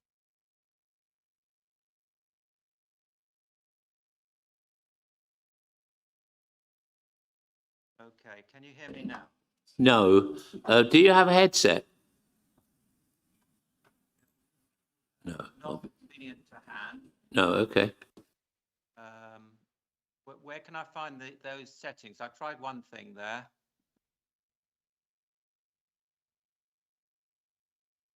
Audio settings. Here we go.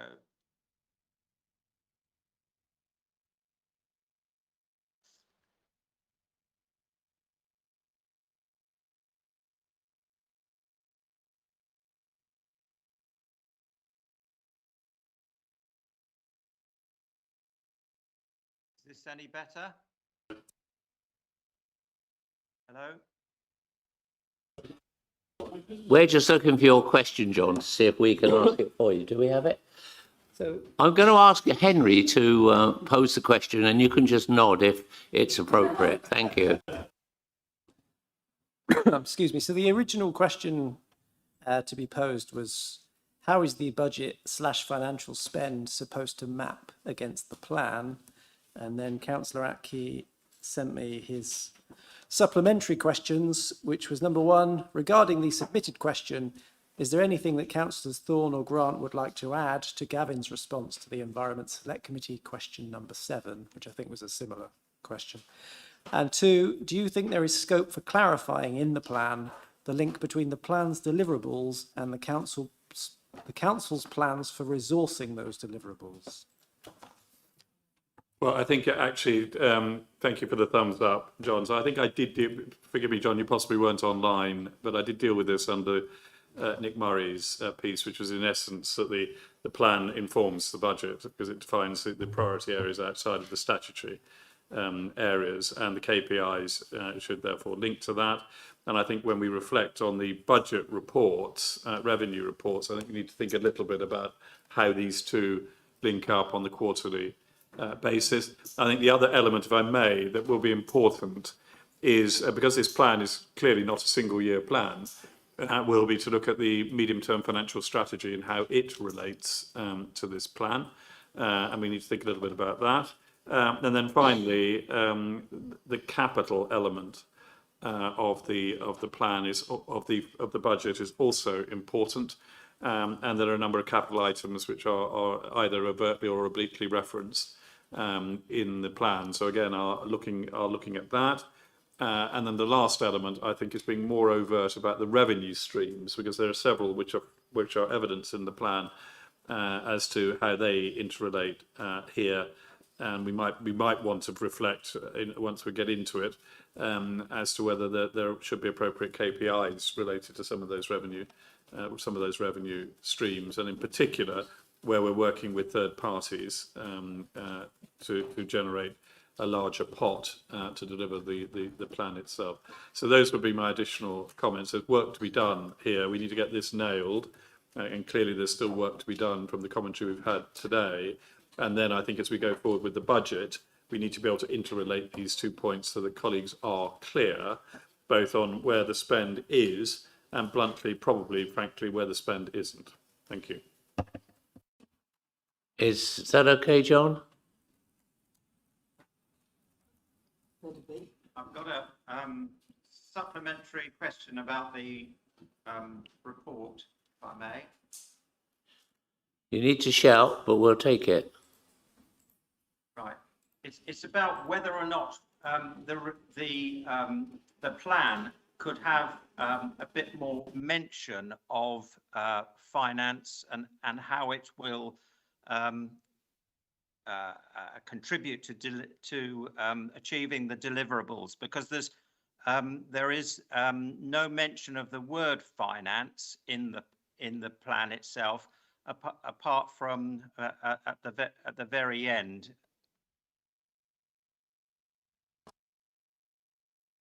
And at the beginning, John, actually, but I think there's a slight danger of us setting financial numbers against this plan with the budget and the MTFS, because those two pieces, we have a statutory responsibility, obviously, to balance the budget. The MTFS is the guide for the successive years. So I'm very keen that we link the two together, but I'm not sure that this document is the appropriate document to do that. I think it's actually the work around the budget and then the quarterly reports from the budget, which actually is probably the correct vehicle to relate the plan to our expenditure, our income, and as I say, actually, and our medium-term projections of both going forward. I don't know, Ian, whether you take a different view to that. Gavin, I take exactly the same view as you. Okay, thanks very much, John. Is that okay with you? Okay. Thanks very much for joining us. Okay, that brings us back to anybody around the table who's got a question. Ian Blair-Pilling, over you go. Thank you, Chairman. I've got some small ones and then a bigger one at the end. And within the small ones, it's a point rather than a question. The first one is that under principles and together, and this came up at the last meeting because that was part of your initial draft. There's a bit that says about area boards that it will, I think the words develop or increase strategic leadership and decision making at area boards. What do you mean by the word strategic and decision making in that context? I'm thinking of an area board somehow making a strategic decision. Can you put some flesh on that? Sorry, Ian, I thought you were going to read out a list. Take them in turn. Do you want to read them all out, or do you want me to read Yeah, I want to do them one Okay, at a time, that's if I may. fine. So the area, obviously, as you know, we're reviewing area boards and how they work. And I think the strategic part is about how we're getting a better dialogue, not just giving information, but receiving information and allowing that to feed into services, planning, and that strategic level. So at the moment, the area boards are quite, in my opinion, one way. There's lots of information giving, but we're not feeding back into the strategic level. So what we want to do is try and find a mechanism that information is coming back from our communities and being fed in at a strategic level. So we haven't finished that. We're still consulting with partners. So we haven't got the actual plan of how we're going to do it yet, because we are consulting on it. But that's one of the things that we're thinking about. But if there are other things that you think we should be thinking about. So am I right to interpret what you just said is not so much area boards making strategic decisions as being involved in strategic decisions? Yes, all right. exactly. Okay, thank you. So can I just, because you always ask really important questions. And one of the aspirations that, and it's a personal view, it's not a cabinet view necessarily, it's not Mel's view necessarily, is that the area boards are a fantastic conduit for talking about the budget, for talking about local plans, for talking about all sorts of the major building blocks of this council's output. And that's the kind of strategic stuff that we would like to be able to share with area boards, providing we have a programme that allows us to do it. You made a point at the last meeting about constitution, and we are talking with Perry and Co about any constitutional implications around whether it's area boards or anything else, to be honest. But it's that kind of, you're absolutely right, it's that strategic engagement. We have a fantastic network. I just don't think we make enough of them, frankly, and that's what we're going to be trying to achieve.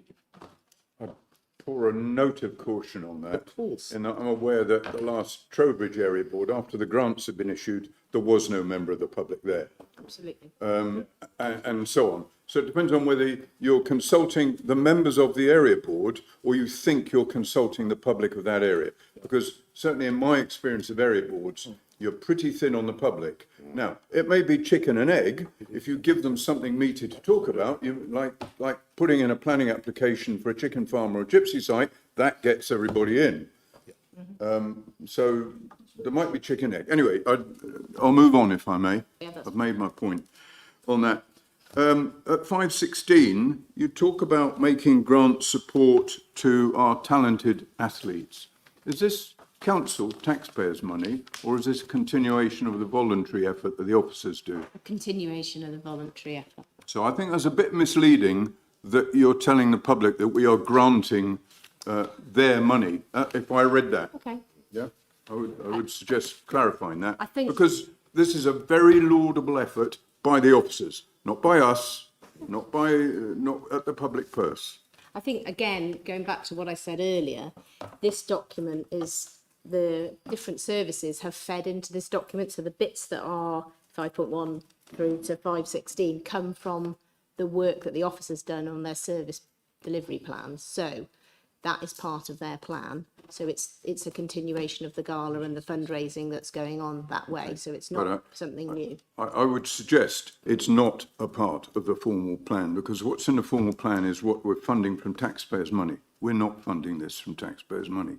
It's a voluntary effort. We are facilitating it though. So without our team, it wouldn't happen. But I understand. Therefore, I think we'll clarify it then. Yeah. All right. I think that's the point. The next point is, Mel, can you made the point that your survey of 1,000 turned up a representative picture of 20% of the population. 20% of the population to me is 100,000 people. Now, I must be misunderstanding. Probably mine. How does 1,000 equate to 100,000, or am I misunderstanding your terminology?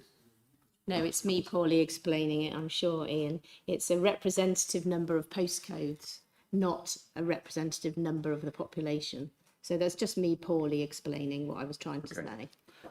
Okay. To my last minor point, you talked, and it's Mel, I think, talked about the conflict of language between officers drafting things and yourself drafting them. I would make a very clear plea. This should not have officer language in it at all. If this isn't understandable by a member of the public in their language, it's not fit for purpose. I think anybody would disagree with I that. don't think we're going to disagree on that. No, well, what I'm saying is there's quite a lot in there. But That you go, wow, officers must have drafted that because the layman doesn't understand it. It's a team effort, because obviously we're not going to draft something without involving the officers, and we have to reflect what are in the service delivery plans. So we have to work with them, but we are trying to get the language right. It's your plan, not theirs. Absolutely, but we wouldn't dream of putting a plan forward without working with the officers. Chair, can I? Sorry, Well, Chair. My apologies. That end of the table. I'm getting confused as to what meeting I'm at because it's suddenly feeling very aggressive. But can I just say it's not our plan? It's the council's plan, and that's why we're going through this process so that the council as a whole can adopt it. And I personally hope, although I am probably, I suspect, dreaming, but I hope that there's been enough engagement and involvement of everybody in it and commitment to make changes and updates to the plan, taking on board the until now constructive and positive comments that have been coming forward about how it can be improved, that when it goes through council, the whole of council can adopt it as their plan, rather than it being yours or mine or somebody else's, because from time to time, there's times to be political, and at other times, there's times for us to say, actually, we have a shared ambition for Wiltshire to want to deliver the best we can. And council plans don't necessarily focus on specific policies. They focus on ambitions for our communities. Sorry, it wasn't a political point at all. It was a point about it being readable and understandable by the public. And I think the rest agreed with me. Sorry, if I sound harder on, I spent all of yesterday, coming to my main point now, yesterday, drawing up my own little spreadsheet between new KPIs, old KPIs, and making a comparison. And I have to say, I applaud the select committees for having got into the level of detail in the time available to them and having got through all that, because I was not able to. Therefore, this is our more general observations, having kind of worked my way down the list and seen it. And it's an observation of today, and I think in the spirit that John has said there, you know, very much collegiate, accepting things, put them in. I've heard increasingly today, more. Yes, we'll add that in. Yes, we'll add that in. Yes, we'll add that in. Again and again.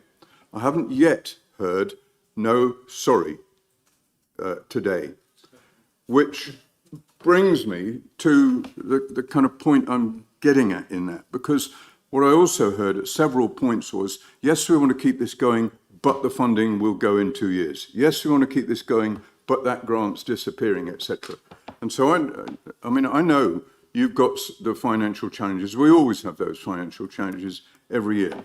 And I'm rather sensing in this that this is a plan that's trying to be nice to everybody. That's laudable. The trickier bit comes, I think, with the KPIs in this, because in my understanding, KPIs and the targets within them are the means by which you actually tell the officers where their priorities lie and where they don't lie, so to speak.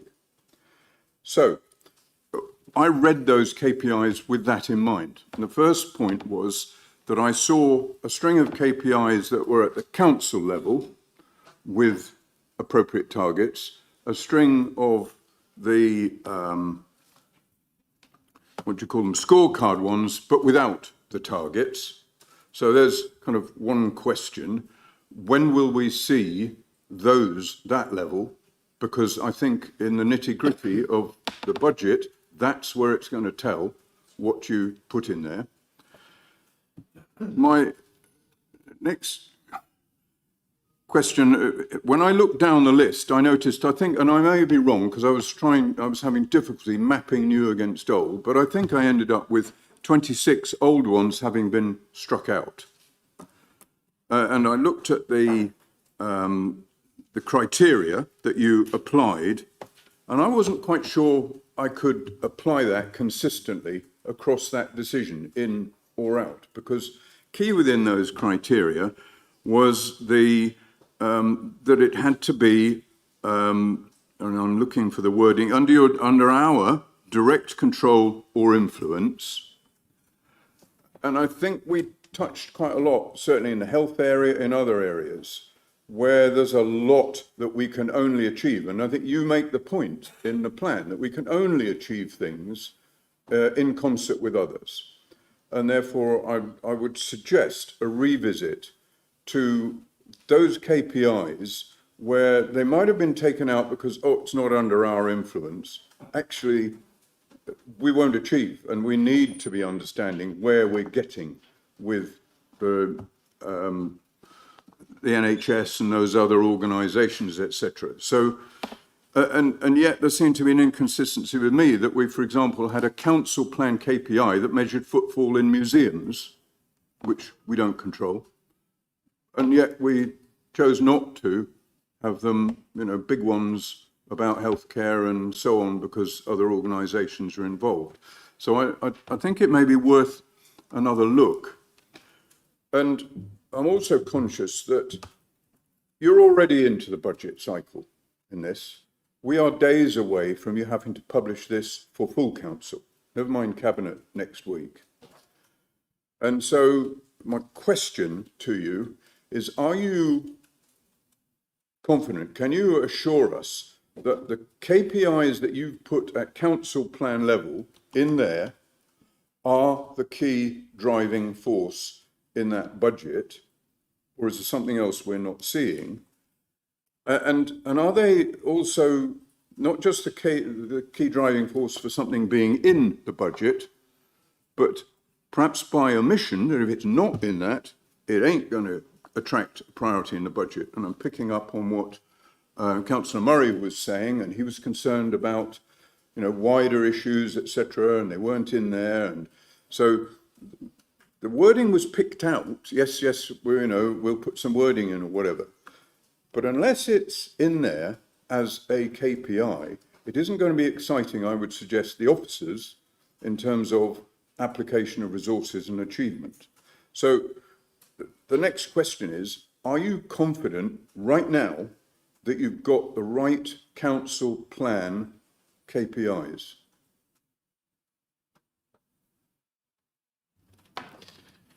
Can I just start at the beginning of your comments? I mean, the first thing I would say is that had we come here and said, in response to all the extremely helpful comments and constructive comments, no, certain members around this table quite rightly would be sending us out of this room with a flea in their ear.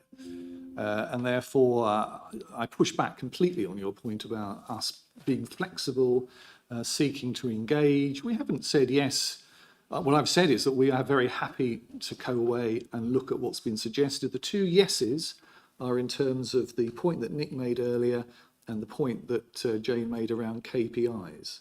Because the KPIs are very, very important indeed. In terms of the stats, I think 28 of our 75 KPIs were in the previous administration's KPIs. Those that have been taken out are, one, those frankly, the data isn't sound enough, as we understand it. I'm not a data person, that's the advice I've taken. And the rest is, as you say, in terms of other aspects to other organisations who should be controlling that data. So I don't want to measure things that we don't have some degree of control over. That would seem to me a foolish thing to do.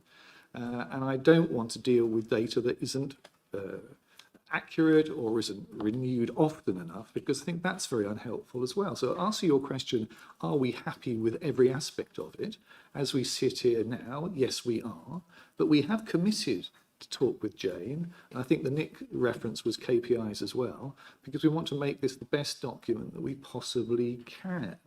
And that just seems to me, and I said earlier that I talked about the fact that we are 98 members across this chamber. I made this point when I was elected as leader, that this is not an exclusive club owned by one political party. This is an opportunity for all members to engage, which is what we're doing here today. So are we happy with the KPIs as we sit here today? Yes, we are. Will we review some of the points that people have made? We would be foolish not to do so. And we will come forward to the council meeting with our position on the KPIs. I'm not sure anything other than that would be a kind of rational approach to where we are. Are we just trying to extend the argument, going to take away the 3 key principles? No, we're not. Are we going to take away the 9 key elements? No, we're not. Are we going to step away from the issue around collaboration and partnership?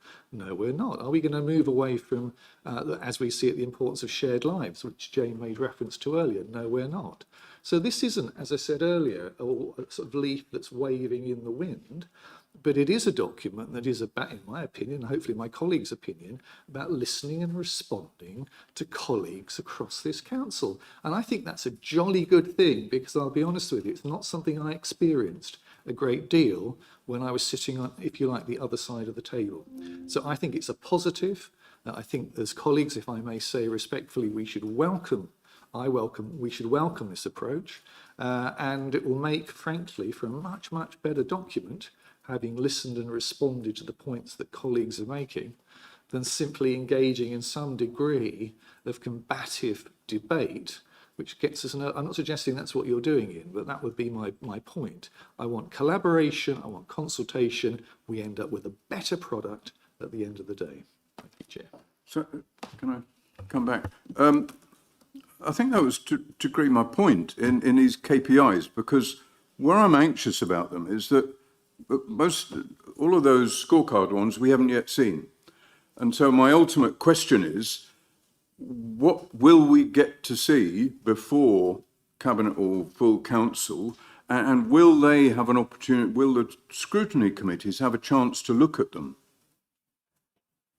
Well, the first point I'd make is, again, just reflecting on the history a little bit, I seem to remember that the previous administration approved its council plan, and we waited months and months to see the KPIs actually come to a cabinet meeting, which is simply a matter of fact. It's a matter of fact from my recollection. So my commitment as we sit here today is I'm very happy, and I've said it to Jane and I've said it to Nick, who's no longer here, that I'm very happy to share a revised version of the KPIs on the understanding that this will go to Council on the 21st of October.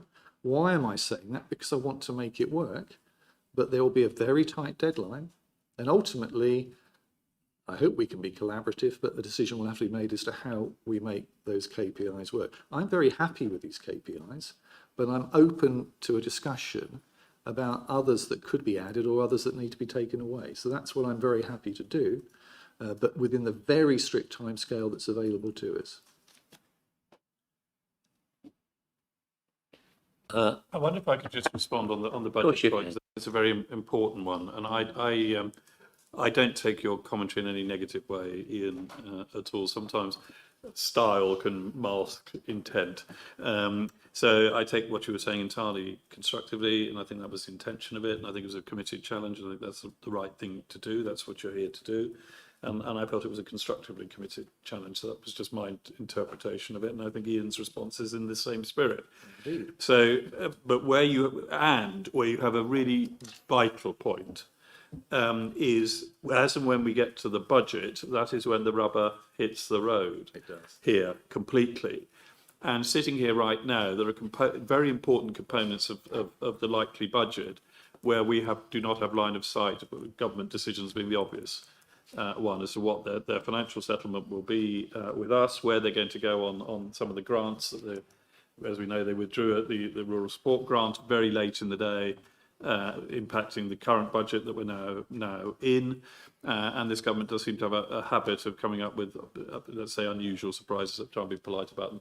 Unusual surprises at the last moment. We've had an assessment which has been shared, I think, with colleagues on the fair funding proposal and its likely impact on Wiltshire, but it is an assessment until they actually tell us. We don't know. So you are right that as and when we get to the budget, there may have to be some reflection on, is this actually now deliverable? Because now we know the numbers. And that reflection will be an open and a shared one with colleagues, in exactly the same way as my intent is to have a very open discussion around the challenges of the budget. Some former cabinet members will be very familiar with them. Other new councillors will probably be surprised where some of them are coming from.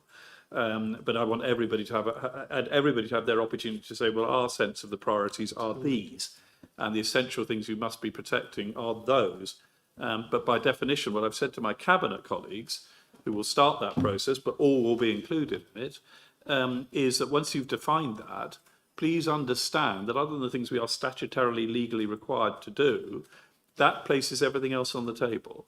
And some of these may be placed on the table, Ian. Now, we may be able to protect more of them when we finally know the numbers. We may be able to protect less of them. But clearly it would be food. At the moment, we don't know what those numbers are. We have a sense, but we don't have precision around them. Once we do, I think the committee challenge that you've made is the right one, which is, well, what of this now cannot be done, either in year one or indeed in the scope of the medium-term financial strategy. I would hope all of it can, but you notice the use of the term hope.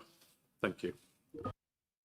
Okay, before I move on to other members, I'm just going to suggest, and I'm not putting this forward as an option at the moment, but it may well be that we might look at a rapid scrutiny exercise on the KPIs that you might change between now and the full council. But that's just an option. I'm just floating that as an option. If that's the decision that the Vice Chair and I come to, then we'll come back out to everybody. But it depends on how much movement there is. There's no point in having a task group if there's nothing to really look at, as it were.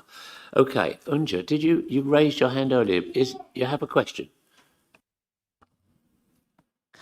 It's not question. I just want to answer to your in terms of the language we are using in this council plan. You said it's officers' language, but I feel this is very down to earth language, like the principle we say together, fair, open, instead of inclusive, what is the word? Inclusivity, inclusivity, yeah, that's it.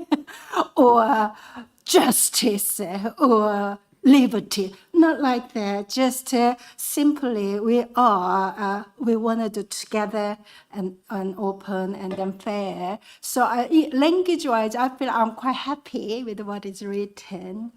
And my second point observing is healthiness. This council, I believe it was healthy in terms of delivering things. Of course, with many areas we are failing, but racial council, I am quite proud of where I live in this racial council. So healthy things grow, growing things changing, and changing things actually challenging. So when we challenging comes, instead of doubt, we got to trust whoever is. We are all of us were in this same boat. We want to make this community better, and I'm just. So thankful for this council plan is with a lot of ambition and aspiration, which is not only it's just such a ingrained in the integrity which has been lack in this society and in over the years, the political world. So I am just so thankful and grateful for this plan is coming forward. And I'm just thankful for this, our councillors for giving a critical questions. I am in a unfamiliar the place in many ways. I've been in the religious world over 60 years, but now come to in this political world, which seems to be quite unfamiliar to me. But my pleasure is to see the people are not unfamiliar. You are so familiar to me. Why? Because we carry this heart for the better community and then better county, better country. So I'm just so hopeful and thankful, and I'm just that's what I just want to say. Thank you. Unja, did you sit for all that passion set inside you for 3 hours and now it's come out? Right, Alan. Thank you, Graham. I just wanted to follow that really. One of the things that we were talking about earlier was we were in the Health Select Committee yesterday, and just what a positive meeting it was, and how it was generally supportive of the ambitions that were laid out in the council plan, but it wasn't necessarily criticism. So, although it was like, how can we make sure this happens by having the correct KPIs and making sure that the correct emphasis are given to actually making things that really make a difference in people's lives.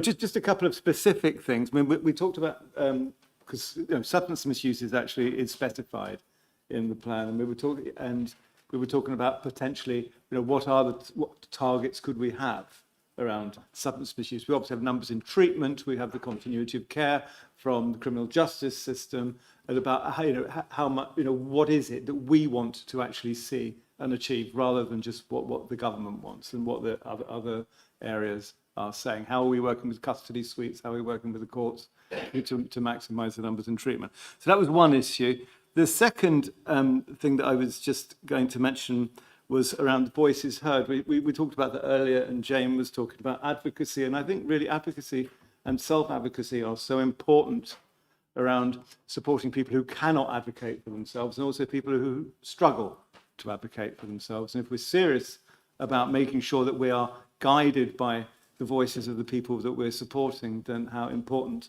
advocacy can be for so many people. I was delighted to see talk of personalisation, because sometimes we can do all the jobs that we're supposed to do, we can meet all our statutory targets, but we're still not providing a good service. It's that personalisation and how we make sure that sometimes we have to do a little bit more in order to get the best outcomes for people, and how we do that. So I was delighted to see that in the document. And on a bit of a different subject around community safety, the councillor earlier said about it's a bit more than the community safety partnership, and I think it is. Our work with the criminal justice system actually covers a whole range of areas within the unitary authority, and it would be good to expand on that as we grow and develop with this administration. So those were the points I wanted to make. So thank you. No, thanks. Do we have any comments on that? Yes, Ian. Thank you very much for that. All I just wanted to add was the issue around advocacy, and it's been mentioned several times in this meeting. And I think it becomes, given our ageing population, given the challenges around adults and social care, particularly, but not wholly, I do think that the challenge, but the importance of advocacy to ensure that the voices that are least likely to be heard in most conversations are heard. And I would expect that to be part of the kind of work programme, the work streams that follow this document. But just coming and replying to Graham's point about the rapid scrutiny, I mean, I'd certainly welcome that. I'm very keen that the scrutiny process, to use a phrase that somebody used in a completely different context yesterday, fills its boots, so to speak, with this debate and this discussion. And again, I've got no doubt that our KPIs will come out of it in an even better form that they go in. Thank you, Graham. Thank you. I don't see anybody else with any other questions, and so I will be moving to a proposal in a minute. However, I do think it's worth mentioning that this is extraordinary meeting, has gone extraordinary long time as well. But I think there's been some extraordinary questions and some extraordinary answers. So from a scrutiny perspective, I'm really satisfied. You know, there was always the danger that Overview and Scrutiny Management Committee would just be a figurehead and not really get stuck into it was just in the long grass stuff. But actually, that's not true. We've had a great meeting. I'd like to thank everybody for contributing. And whilst I know the officers may have had some background information, we haven't had to ask an officer to come to the table once today. So I think that shows that between us, we're doing some really good scrutiny. So I'm looking at you, Perry, you're looking at me. Is that an okay? Yeah, I thought it was. Long way to continue, yeah. Okay, so I'm going to come to a proposal, if I may, please, which is to note the Council Plan 25 to 35 and to refer the suggestions of the Committee to Cabinet for consideration and potential inclusion in the final plan to be presented to full Council on the 21st of October 2025. 2, to ask the select committees to take account of priorities set out in the final Council Plan 25 to 35 in continuing to develop their work programmes. Do I have a seconder? Thank you, Ruth. That's about the only last person. All those in favour? And nobody? No, because you need to trust me, Ian. I think that's covered in Resolution 1. It's covered in Resolution 1, Henry says. That's covered in suggestions. Suggestions, yeah. So the suggestion is that we will look at the KPIs, but we need to have KPIs to look at, and we need to get a meeting. And so rather than me say we will definitely have a, and I'm not saying we're not going to have, I'm just saying that we are going to discuss it. And if it's at all possible, we have the leader's commitment to do it. And I think it would be brilliant if we do it. And I'm sure you'd want to be on it, Ian. So, and that would be fine. Okay. So I think that was all those in favour was yes. So thank you very much indeed. Date of the next meeting is scheduled for the 19th of November 2025. It's well, it seemed October seemed a long way off at one time, but here it is. Okay, thank you all very much indeed, and thank you for the Members